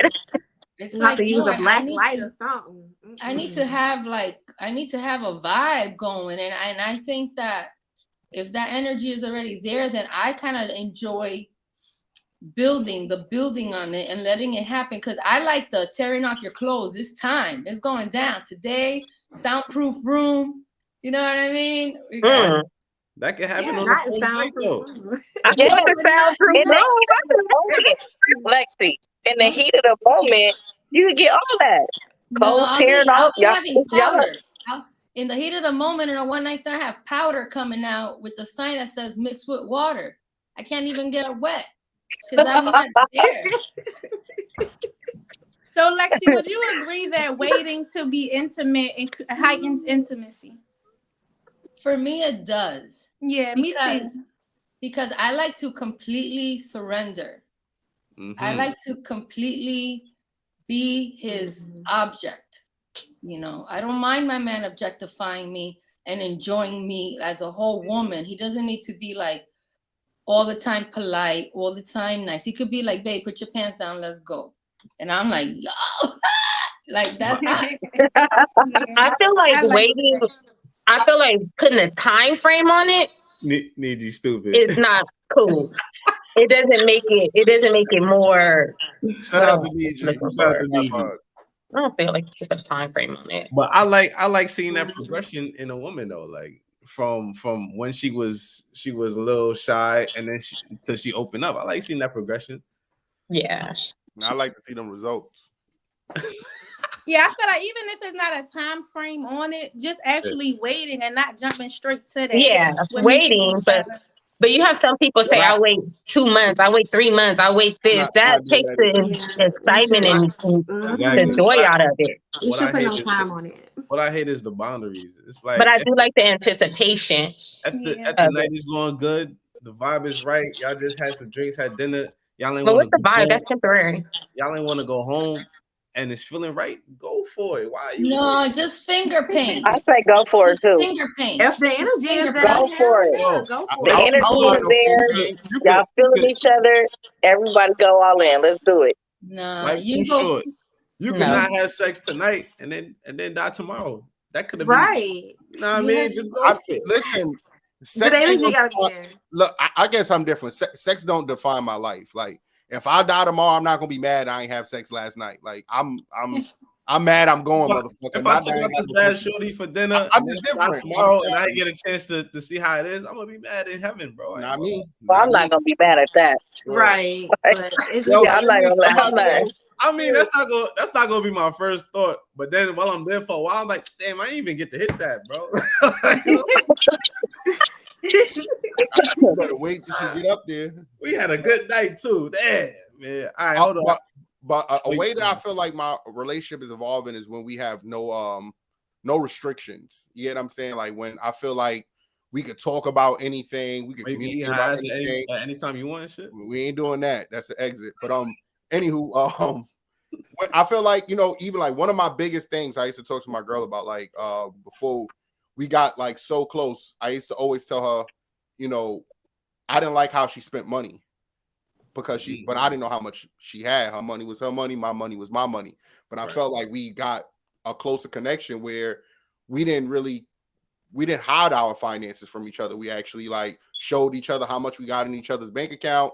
She has access to my money. I have access to her money if I ever needed it. So I feel like those are ways that you can grow when you state issues that you guys have, and then there's no restrictions on it. Like if I wanted to go get $1,000 to go buy something I wanted out of her money, I don't think she would have an issue with it unless you know what I'm saying, I did it without telling her. But you get what I'm saying? For the most part, I can do that. You lying. That is definitely growth if a person can need to disclose that information. Tell you, my girl done spent 40 racks on some jewelry on me, and it's nothing. Yeah. That's a fact. And let's get to this next topic, y'all. I'm not dating a large woman. I'm not. You're not dating a who? A large woman. Wow. I'm not, because I work too hard to get to where I'm at. So I put the work in to get to where I'm at. And I'm not just gonna be. So you're not gonna compromise. You the prize. You're not compromising. I'm not. When it comes to that, I'm not. When it comes to that, I'm not. And that's all I'm asking. I'm not asking for it. If I ask y'all what y'all want, we already know the list and go from the ceiling to the floor. That's not true. Not necessarily. Right. Well, the majority I of feel women like a lot of women don't. We're not asking for nothing. Michelle Louise. I ain't asking for much. Okay, I'm asking one thing. You know what I'm saying? But I'm not as shallow as you, Daryl. So I'm asking for one but thing. See, women are different. But see, the reason why I feel like he's shallow is because it's. All right, that is from TNK podcast. Y'all want to elaborate on that real quick? Yeah. Okay. So the topic was with our guest Daryl. If he's a close friend of ours, he is strictly on appearance. He's not dating no large woman, no matter what. Let me give a little insight to Daryl. Daryl is 43 years old. And I didn't put him on blast on the show. And this is just because we've been getting you guys seen that clip. We've been getting a lot of backlash from that clip. Oh, but to be honest, y'all have or Daryl has? We have. People have been coming for us. Oh, they've been coming in for us too. Okay. More so than him. Why? And the background behind that is Daryl is 42 years old. He's never been in a serious relationship. He's never lived with a woman. He doesn't have any kids. And he doesn't believe that a woman 35 and older should settle for whatever man really wants her. Her dating pool strengths. Right. So he basically told us no man would be checking for us. We got baggage. We have children. We fat now. Nobody wants us no more. So we're basically like our stock has went down. And he wasn't talking about us. Let's be clear. He was not talking about us. Because I'm like, okay. But, no, he wasn't talking about us. But the goal was to try to get Daryl to open up his mind to say, even though he said that's his one requirement, that one requirement has left him stagnant. Where he has not, like I said, he's stagnant. Let's be honest. He's not in a serious relationship. He's dating a different girl every week. He doesn't have, he's never been married. He doesn't have any kids. He's never lived with a woman. Just a single I was just trying to get him, you don't have to date a larger woman, because large can be defined as like many things, right? Like that's subjective, right? So we were just trying to get Daryl to open up his eyes or be willing to date someone outside. That's why he's tuning in right now. That's what we were trying to get Daryl to see, that it's more to a woman than just her outer appearance. I'm gonna actually, Daryl is DMing me right now, so I'm gonna respond to him and send him the link to chime in on this himself if he wants, I guess. First of all, yeah, do that. First of all, shout out to Daryl. I ain't gonna hurt you because I think that when a man has a standard, is often looked down upon, and I don't know why. I'm a DM him. He said he got one requirement. I'm a DM him. And you saying that's stagnant, that he has this one requirement. So y'all saying the majority of women are overweight? That's what y'all saying? Well, I'll say this real quick. I don't have any ugly or fat friends. I don't have fat friends. I don't have ugly friends. I don't associate with girls like that. It's too much drama. It's too much. What do you mean? Is that your requirement? Yeah, you can't. If you ugly and you're fat, or it's just not gonna work. If you fat, that's so crazy. it's too much You work. sound like Daryl, Lexi. No, it's too much work. You know, having a fat friend, you're always gonna tell her, "Oh, you look good," all this or that. No, if you her friend, you're not gonna tell her. You're not gonna be like, "Oh, girl, you look good in that leotard," knowing that she don't. No, all my girlfriends are good looking. They might be. You ain't thick, gotta gather they're not up. obese. They're not obese. They got body. They look cute. They got pretty faces. They know how to pull themselves together. They rock out. They know how to bug out, have a good time. I don't like these obese girls that look like a one of those biscuits can popped up. You know, like a can of biscuits that bursted. Lexi, what if she got that over the years? And she was your friend, and over the years she just got fat. I'm not taking you anywhere. And when I see you, I'm gonna look at you like, damn, yo, you look fat as fuck. That's messed up. Lexi. Lexi, do you have friends? Yeah, all my girlfriends. Are you like? Because some girls are not like girls, right? Right. Some girls, because you cater a lot to the men, understandably so. But when it comes to women, it seems like, and I don't like, to me, you're saying like, I'm not going to take you out. I'm not going to do this. I'm not going to do that. But why? If you're looking like Lizzo, if you're looking like a busted can of biscuits, are you crazy? I'm going to go out with somebody who looks like that. I don't be like, dude, you're embarrassing, dude. You make me. No, I don't even. Lexi, I don't mean to cut you off. I don't think you should shame your friend. I think you should. At all. God damn, yeah, you went hard, Lexi. Like that. So I don't have to worry about it. But yeah, if you don't, but if that's her requirement for her friends, that's her requirement. But look. People gain weight over time. People that could be your requirement, but she said, "I'm gonna look at you like in disgust." Pretty much is what I got. So. Right. Your preference is one thing as far as your friends go, but to be frowned upon or look down on somebody because of the way that their look or their body is, that's something totally different. That's not cool. That's like you don't take care of yourself. You don't care about yourself. You don't take care of yourself. And then I'm supposed to have. And there's a lot of people that smoke and do other things that don't take care of themselves, that are physically fit, that are in shape, that are skinny. Are you looking down on them as well? I'm looking down at the woman who looks like Lizzo, and then she expects her man to be. But you saying you're looking down on the woman that looks like Lizzo because she doesn't take care of yourself. Taking care of yourself, there's a long list of things that goes under that for not taking care of yourself.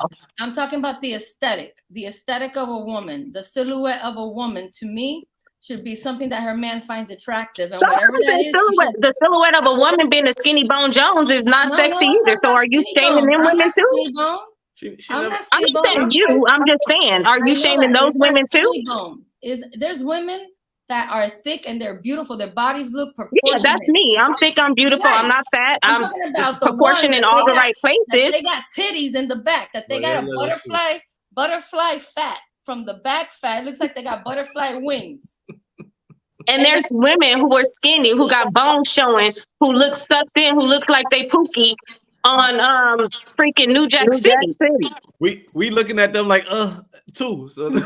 I just Y'all feel are like it's wrong. about a person's character at the end of the day. let me ask y'all a question real quick though. Starting with Candy, what is y'all requirements when y'all dating a man? Like, what is y'all requirement? He gotta be intelligent. He gotta have a nice smile and straight eyes. I can't deal with the cockeyed or the messed up teeth.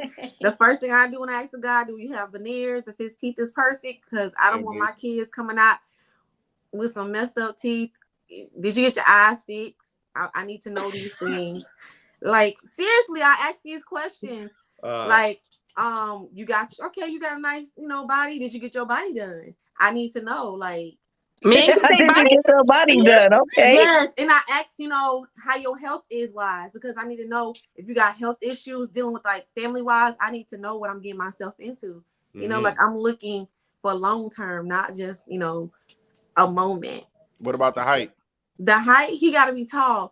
I'm gonna tell you, lately I've been getting a lot of short men. I'm sorry, but I just why y'all shaking your head? I need somebody I can like, short. Kind of like yeah. Reach up a little bit just to like hug, What's short to you? How tall are you, Candy? I'm 5'3". Okay, and what's short to you? 5'4". Oh, you say you like Candy. tall men. What is your height requirement? You say you like tall men. What's your height requirement? I mean, I would deal with somebody that's like 5'6", but I like to wear heels. I'm 5'6". Listen, I like to wear heels, so I need him to be at least like 5'8" and up. All right, that's I like reasonable. trees. I like to climb trees. I think you capping, but that's reasonable. All right. How am I capping? Because you say you like tall men, but then you gonna talk about 5'6", 5'8". That ain't tall. No, I'm saying I would talk to a guy if he's that height. You know what I'm saying? I'll work with him or whatever. But I want someone that's like, I want to wear heels and still like he's still taller than me. I want us to be the same height. Okay. But then I'm gonna think you my son. So all right. What about you, T?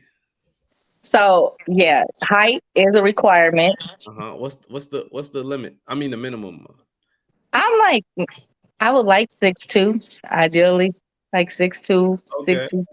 6'2", between 6 and 6'2". Okay. I definitely need to know what your family like. I definitely need to know who you come from, where you come from.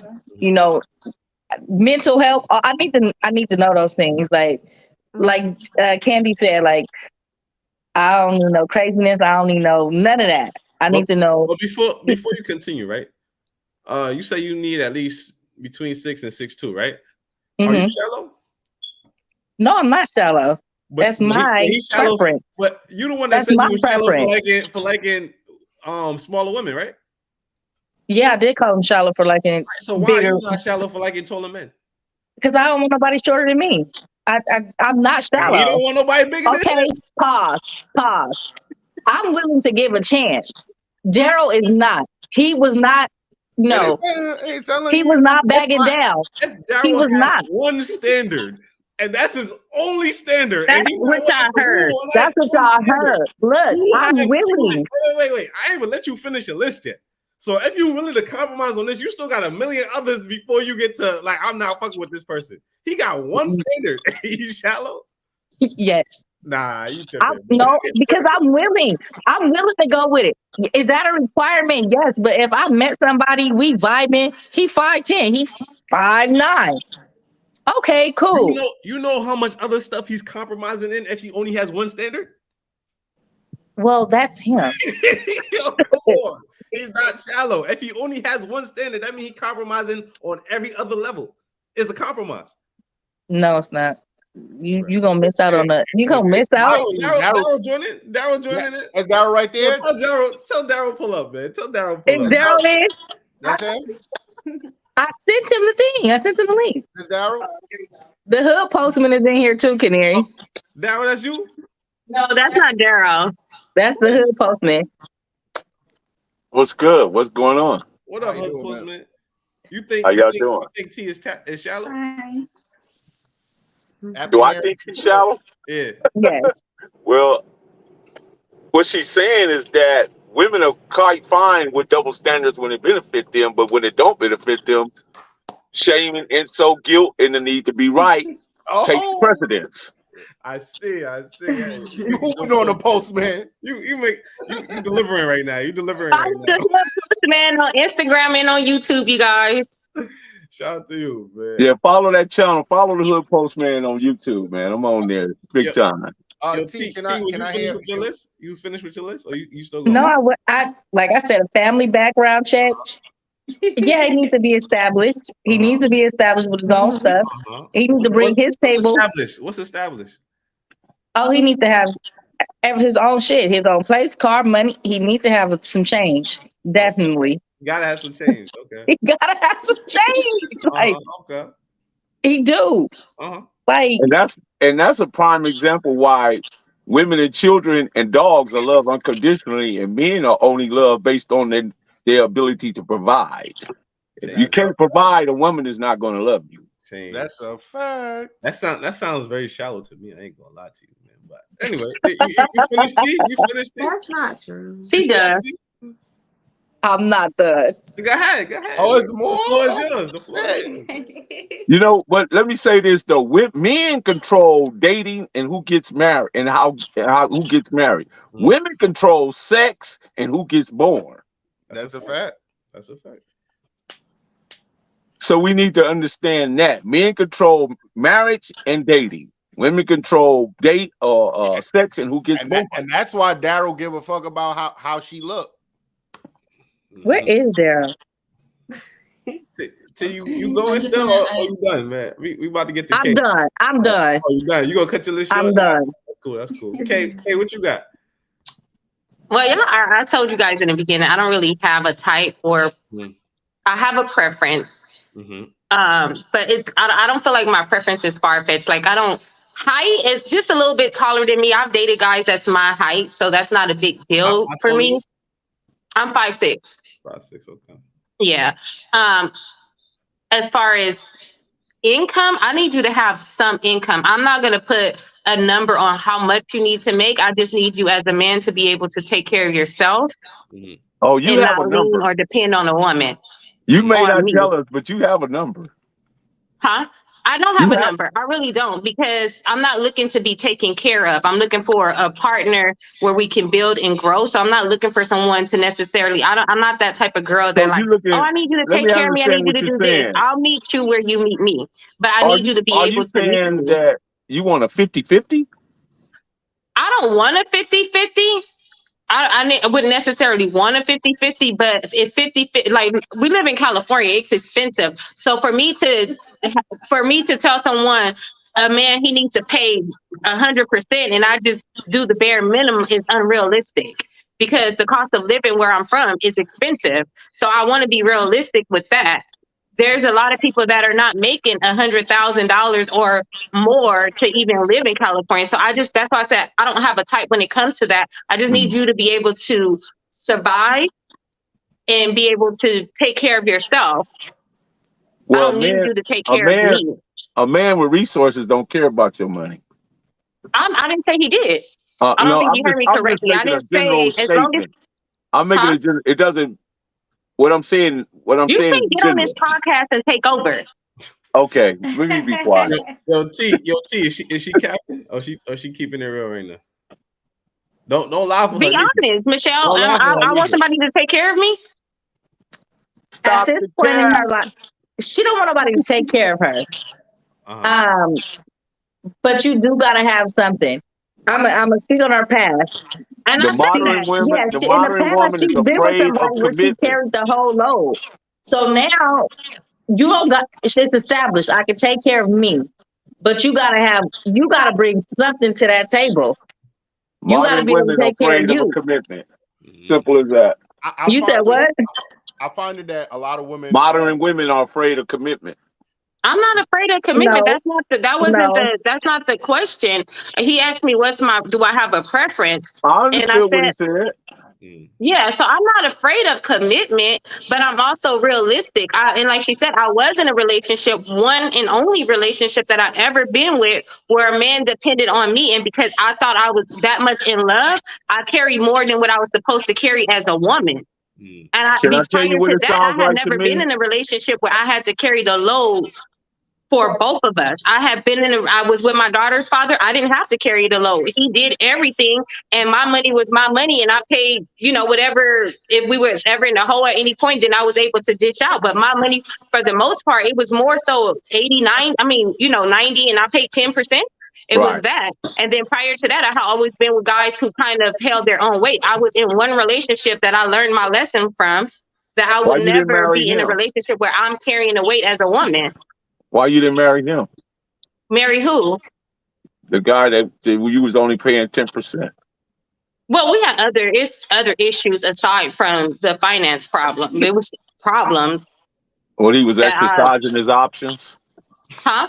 He was exercising his options. Yeah, we were young. Yes, he was exercising his options. Way too But many options a for me man with to deal with. resources is going to exercise his options. That's fine, but you're talking about someone being in a relationship. I was with him at 18 up until I was about 27 years old. So you grew. 18, 19, 20-year-old canary didn't understand that. Like, and plus I didn't want being with a man who takes care of everything. That comes with you putting up with a lot of bullshit too. So that's fear, scarcity, and lack. I think that's why women feel like they should put in more or less so they can have something to say, so a man can't provide for you all the way. I don't feel like you should put in so that I have more authority or I have more of a say so. I just don't want to be able to have to take care of a man again.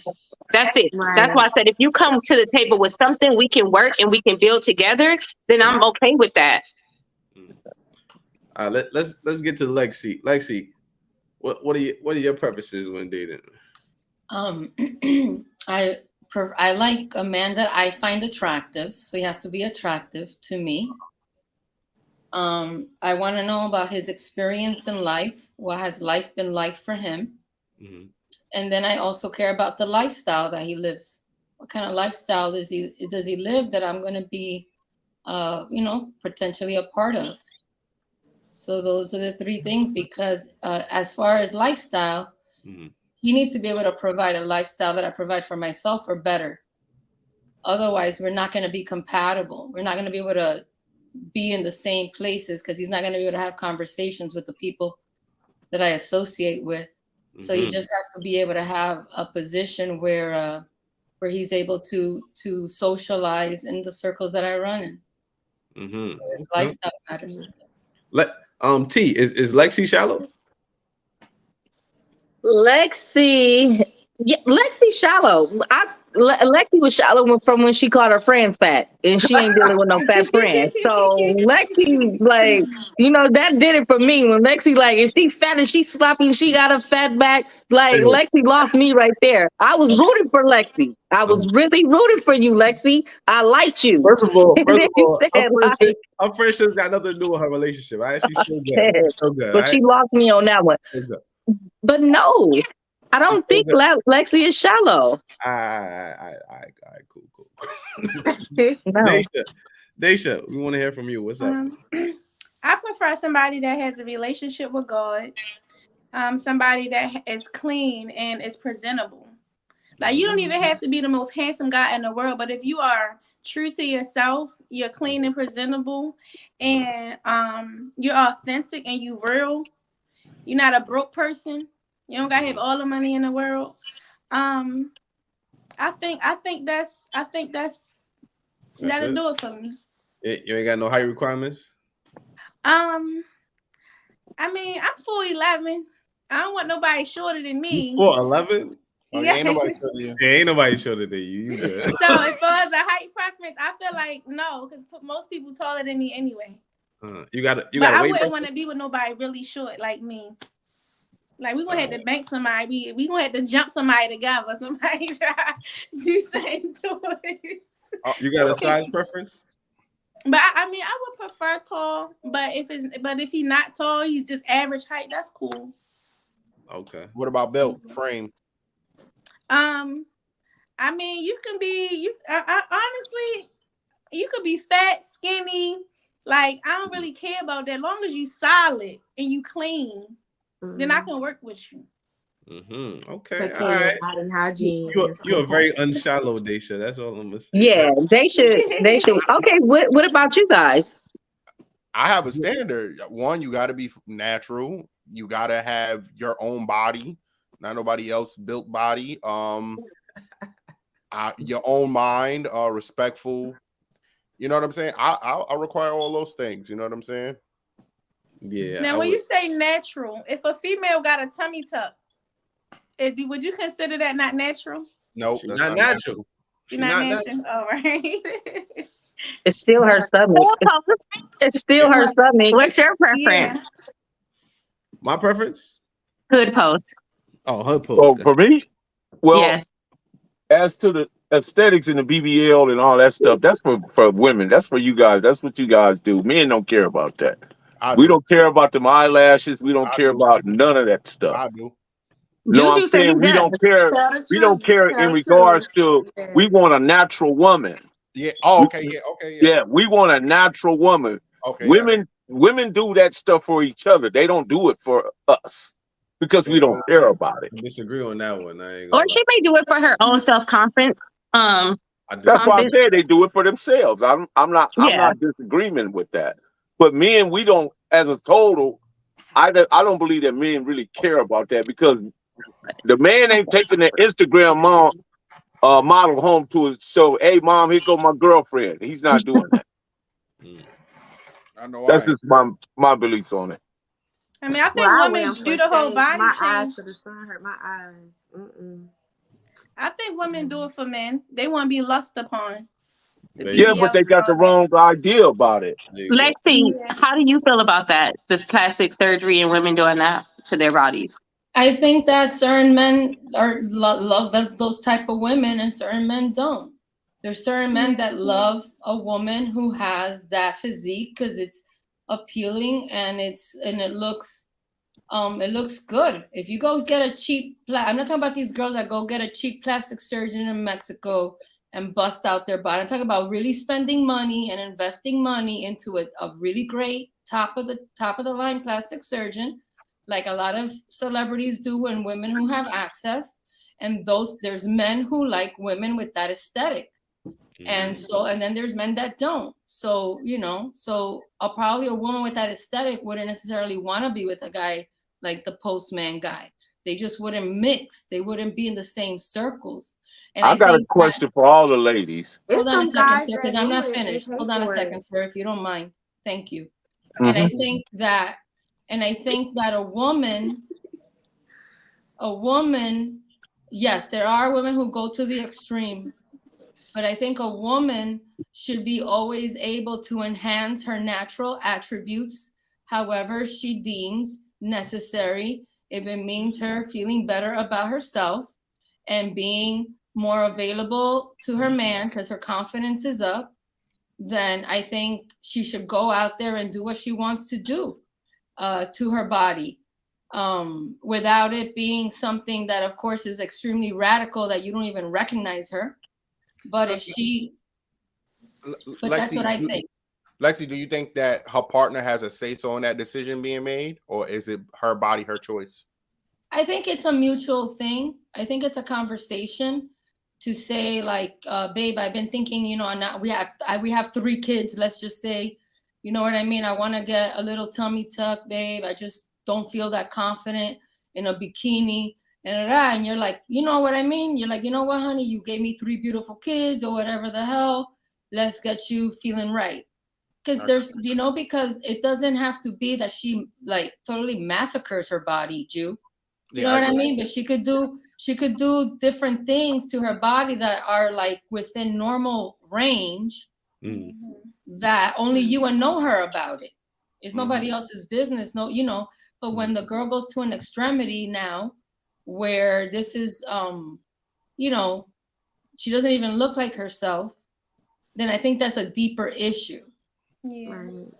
You know? The only if a woman surgery, wants to go ahead. the only Go ahead, surgery I sorry. agree with is a woman getting her breast done. Like after kids and you know, you breastfeeding and all that stuff and they start hanging, if you want to get those done, I'm with you on that. That's the only one I would agree with. I remember you saying that before. That's the But only. there's some guys out there that just pay for a woman to get their body done because that's what they want, and then the woman end up leaving them for somebody else. You know, or they done used up that woman for what they wanted to pay for. They done got what they wanted as well. So you That's can true, fly too. to the next nest. I done paid for. I done hit the breast. I done hit the coochie. I done hit the ass. Now you can pass. Like they think they're doing something. These niggas are spending money on getting your body done after they done use that body up. They don't give a fuck if you leave or breathes. They gonna get another shorty. Lexi, was you raised to be a housewife? Yes, I was 100%. Are you married? No, I've never been married and I don't have children. Do you have a cookbook? You are very generic talking points. You're like I know, I'm just asking a question. Generic talking points. I'm just asking a question. Yes, I know how to cook. I'm a great cook. Okay. I'm just. I mean, I don't mean. I know, but I you're don't want very to offend you or anything. I'm just You're asking very a question. predictable and you're boring. You're very predictable and you're boring. Because I asked you that. Because I asked you, do you have a All cookbook? your whole conversation is a paradigm of somebody else's. So you're not really I'm contributing just asking anything other than, questions. like, talking Those points. are questions that people ask all the time. Talking points. Do I have a cookbook? Like, dude, for real? How corny are you right now? That's corny because I asked you, do you have a That's cookbook? super corny, dude. That's super corny. That's total fun. Maybe you don't know how to be a housewife then because you're getting funny angry stuff, behind a but- question. Yo, why K frozen like that? Though? Oh my god, that's the best, bro. You got disappointed because I asked you a generic question about a cookbook and that just threw your whole game off. It didn't throw my whole game off, and I'm not playing any games. I'm just saying to you, sir, be a little more creative with the conversation you're bringing forth because you're only bringing a paradigm of somebody else's talking point. So And that's fine. We all do that. We all do that. That's just how the world works. Talk about yourself. Don't generalize. Talk about yourself. I'm not talking about me. We're not talking about me. We asking questions. What else did you want to know? I know how to cook. What else did you want to know? I was going to ask you, did you have any children? No, I don't have children. I've never been That's married. good. That's good. What's your 5-year She plan? mentioned that though before you she mentioned that when y'all initially started talking that she didn't have any kids. I didn't hear it. I ain't gonna hold you, Postman. You're gonna have to get her her Instagram, and you could DM her on your personal time to find out your 5-year plan. Are you serious? We appreciate you for pulling up, man. What is this? An interview for her? Yeah. He trying to find out. Let me get to the super chats, man. He seen the pillow and lost consciousness, man. He gets no knee pillow love. That's the kind of guy that had never no girls ever had a knee pillow. Yo, He don't know about that life. He don't know about the knee pillow life. Didi said that's not true. There's someone for you. The question is, do you want the guy that wants you? I think he was referring to like big girls. I'm not mistaken. Yeah. Niji also said Lexi does not discriminate. She got standards on both sides. Laughing my ass. So shit. Lexi do got her standards. You can't be no big John coming trying to chill with her all in the videos. Word. So that goes to friends and relationships now. Yo, Doggy Dog said, ladies, who is more attractive? You now or you 5 to 10 years ago? Both. Well, yeah, I would say both. Keep it I real. feel like I've been popping for a long time, so I'm both. So I'm just saying me now. 40 years old. I'm 40 years old. And if I show y'all 20-year-old canary, it's both. So you just as attractive as you was 10 years ago. Definitely. Yes. I think more now. I get more now. We've been friends for a long time. Like, I feel like we better now. Am I the only one that feel like they prettier now? than 10 years ago. So you look better now.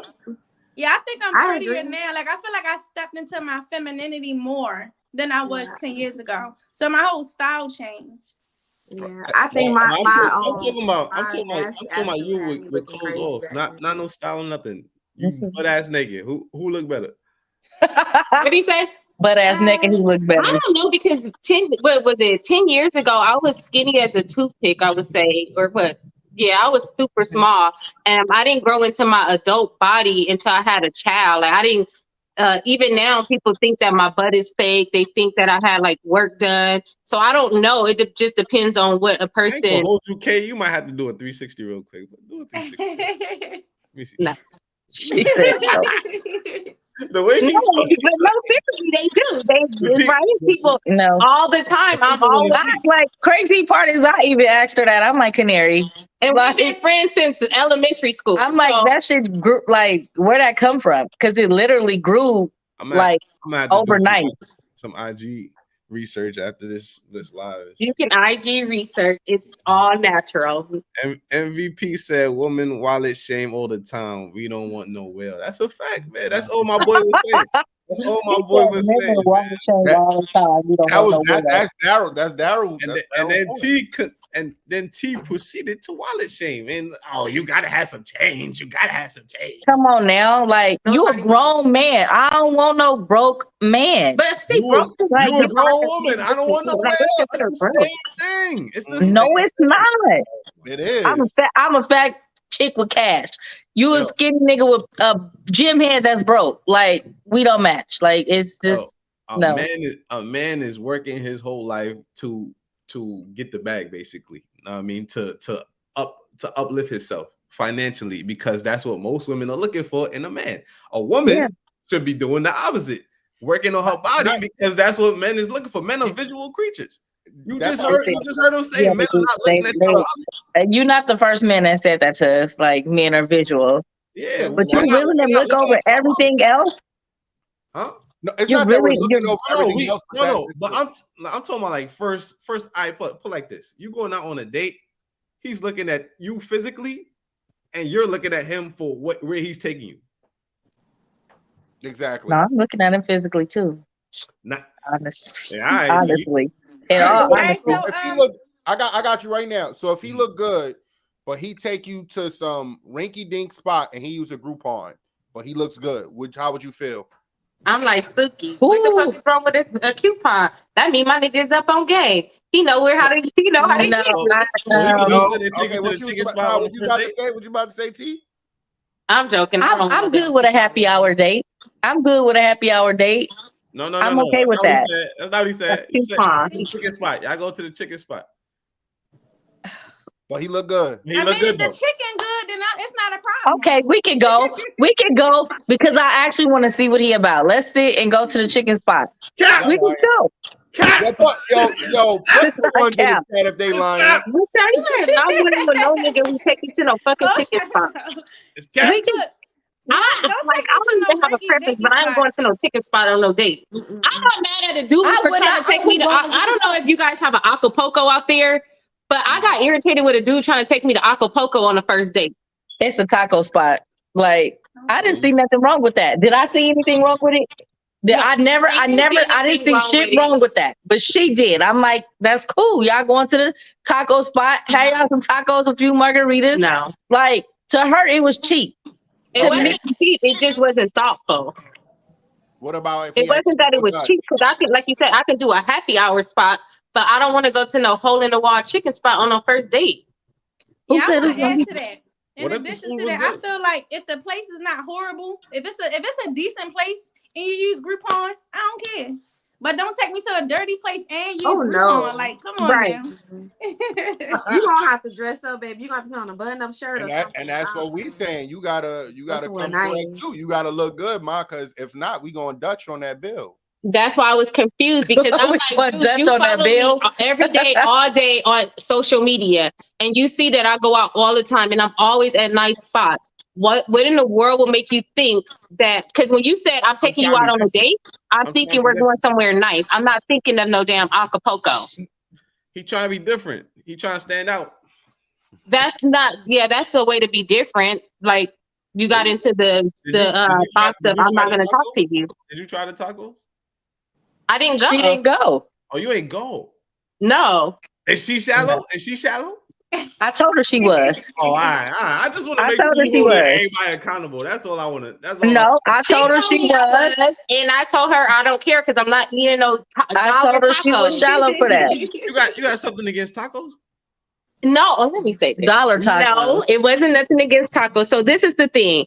We were supposed to go out on a date, and he was. I realized 9 o'clock was too late for me to go out on a date. Right? I got sleepy, so I canceled the date. I was like, I do apologize because I'm 40. Like I got sleepy, so I'm like, damn, 9 is kind of late for me.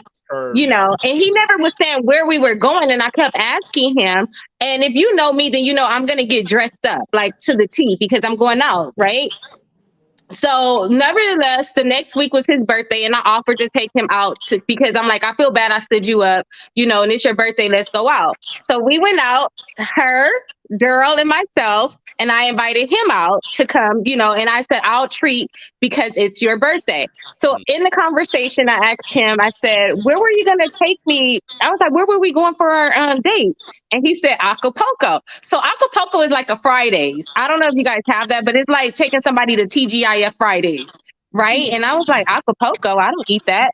And then he said, you never had those crunchy tacos? I'm like, I don't fucking eat Acapulco. So no, I never had crunchy tacos from there. And then he said, it's fire. So I already written him off because I'm like, if he would have saw how I was dressed that night, I wasn't dressed for Acapulco. That's shallow. It's shallow. That's not Yeah, shallow. you shallow, sis. You should have ate them tacos. It's shallow. Date, so you mean to tell me y'all go to TGIF on the first date? She could have went on that first date. Had some and I would have been looking stupid because I was dressed up like I was dressed up for. I would have told you like, yo, baby, you too dressed up. I wasn't dressed for that. Put some regular shit on real quick because you out here looking like you about to go to Fridays, like. But see, if he would have told me, if he would have said like that, so that to me, that could have been a happy hour date. Like if you tell me, oh, let's go have drinks at 5 o'clock, I would go, and then that way I know I'm not dressing up. But don't say we're going out to dinner and it's Acapulco. True that. But you see how he talks about Acapulco and how you talk about it. He say, "Yo, these tacos is fire." You over there like, "Oh, I don't care." You bougie. That's what it is. I'm not bougie. I'm not eating no fucking Acapulco on a dinner date. Why not? I got a question for Ace and Judo. What up? What's up? So when it comes to the whole masculine woman topic, at what point did y'all realize y'all was dating a masculine woman? Not saying that y'all is now, but if y'all experienced that, when did y'all realize she was masculine? When we having like certain disagreements and how she's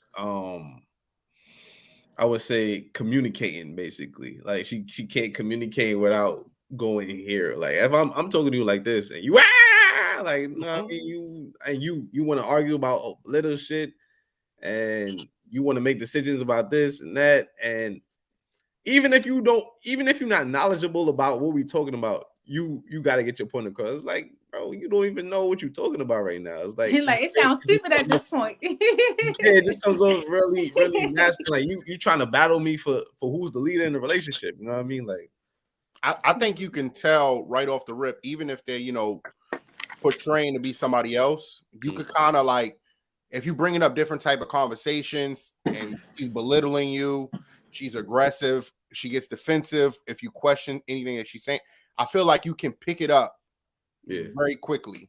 I think it's kind of hard to hide picking it up.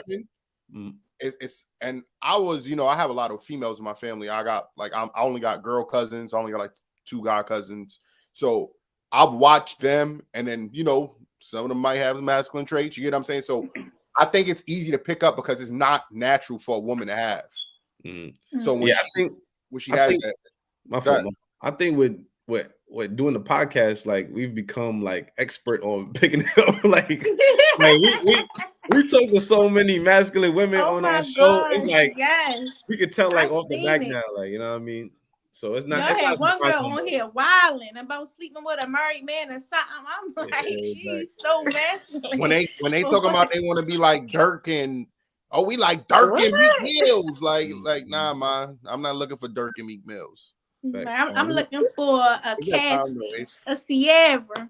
Yeah, let me get to the rest of these super chats so we can fuck up out of here. Eli was sick. Niji said, "Great show, brother. Stay on your square. Talk to you guys on IG. You gotta go." Yo, Niji's a busy man. Shout out to Niji. Shout out to Niji, man. Peter B, what up, Peter B? He said, "Shout out to Lexi," and they love Lexi.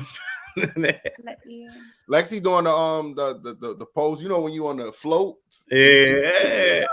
To the feds, you know what I mean? Michael. That's our bro Michael. Shout out to Mike. The Black Filipino TV. You guys are the masculine debaters of all of them masculine that have been on your show. Oh, that's a fact, man. That's what we say right there, man. We had a lot of masculine women on the show. Is that the? Yeah, you just fucked my. And this is the reason why I need a gun. I got a lot of female sisters. I ain't gonna hold you, Amber. You might be right on that one. Yo, shut your ass up. I'm a brother with like 10, 12 sisters, man. So yo, I got 8 brothers, so I get it. 8, God, yo, I ain't gonna hold you. But like, I'm a femme though. Like, I'm just the girliest girl. Like, listen. Growing up, I used to hear that shit. They go, I got 7, 8 brothers. You got 7, 8. Listen, my son is 9. He opened the door for me. I be all happy. I be bubbly. They were like, it's just your son. Like, listen, I'm raising him right. Like, appreciate that. That's a fact, man. He pulled my chair out for me. He do all that. He do massages. I be like, thank you, baby. No man can't do that for me. I'll be all right with my son. See, you sound like the young men are being raised right out here, man. We got raised the sisters out here right too. You know what I mean? That's a fact. Hold on, I wonder if I'm the youngest one on here though. How old are you, Candace? I'm 33. Oh, all right. I'm 27. I think I'm the youngest one on here. You definitely the youngest one. So thank y'all for pulling up, man. Tell the people where they can find you. Candy, you go first. Y'all can find me on Instagram. Candy25Love, that's KANDEE 25LOVE. You can find me on Instagram and Facebook and TikTok and all that stuff like that. You got to join Candy in her conversation with her partner. They be getting it in. You know what I'm saying? I be in the comments most of the times. Yes, every Monday night at 8:00 I go live. Me and my sister, we go live on our podcast page, and I join in on my page as well. Every Monday at 8:00. So. And don't forget about the lingerie that she got coming out. Yes, my lingerie is coming. I got my name, my logo, everything. I'm just getting my my fabric and stuff. Word. Yo, follow me on the gram, Candy. All right, I will. Lexi. Hi, everybody. You can. You can find me on the World Class channel on YouTube. There I talk about BDSM lifestyle. I live my life based on the fundamentals of BDSM. And on the Instagram, I'm Lexi Maxwell 1105. And it was awesome being up here. Thank you guys for being so adapting to my jokes and my humor, my personality. Nah, it's definitely he was definitely great. Lexi, we're gonna need you to join us again to talk about the BDSM. For sure. For sure. Oh, that's why you was talking about spanking earlier? Huh? That's why you was talking about spanking. She got me excited. I was teasing too hard. I knew when Candy was, because I'm a bratty. I'm called what's called a little brat in the BDSM lifestyle. So when I was listening to Candy, that's what I said, "Oh, she's like kind of like me. Like we need a spanking. Like we need discipline." That's what you need, Candy. Yes, Lord. He about to be in there getting his form ready in the crib. And I'm a big girl too. I'm not no skinny girl, but man, I ain't no big girl, but I ain't no skinny girl. I got thighs and hips and butt, so I gotta see this IG. Yo, Daisha, tell them where they can follow you.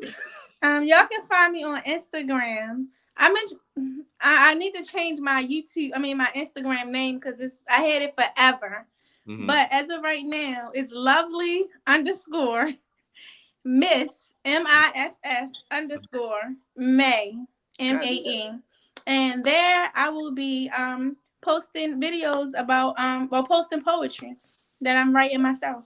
Mm-hmm. You got something for us right now before we dip out? I did. Hold on. Yep, I'm about to read one. I'm gonna get one from right here. All right, I love this.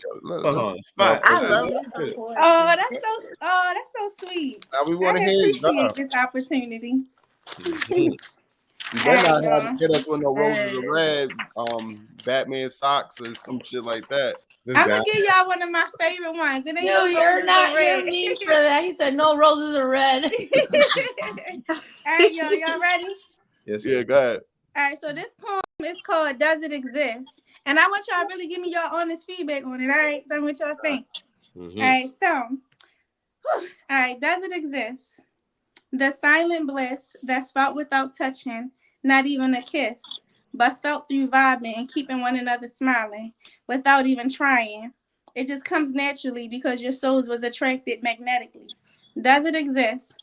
A man and a woman together, pulling from within each other, the beauty that's inside and embracing it together. Keeping God first for guidance and strength to fight against the enemy and all that he tries to prevent or even tries to begin. A love that loves no sin. I believe it does exist and that it has no end. Okay, I'm fucking with that. You know what I'm saying? Poetry. Okay. That was fun. Okay. Thank you. I like that. Thank you. And it does exist. Keep speaking on it. I will. Nigga sound like the Eminem. Eminem. Like a one night stand, Daisha. That sounds like a one night stand. If I got to see her hips the first night that we met. Look, I don't want no one night stands. I'm trying. Yeah. I want that to sound more so like longevity, not touching the one night stand side of things. Yo, it could start there. You know what I mean? You've been there, done that. I believe you, but I ain't with it. Don't listen to me or Ace. I'm telling you. Shout out to the one nighters out there. I'm listening to you because you was talking about how if a girl give it up quick, she's a goner. Yeah. If you're one nighter, hit my DM. Hit my DM. Ace the go-to for you know what I mean. We out shit. You hear this? Look. Hold on. What you say, Ace? Yo, thank y'all for pulling up, man. Appreciate y'all for having us. Y'all have a good rest of your night. Y'all have a good night. Yeah. Oh, my bad, Candy. Yo, Drew, any last words for the people? We got an episode dropping tomorrow, 11 a.m. Yeah. This is episode 93, 94?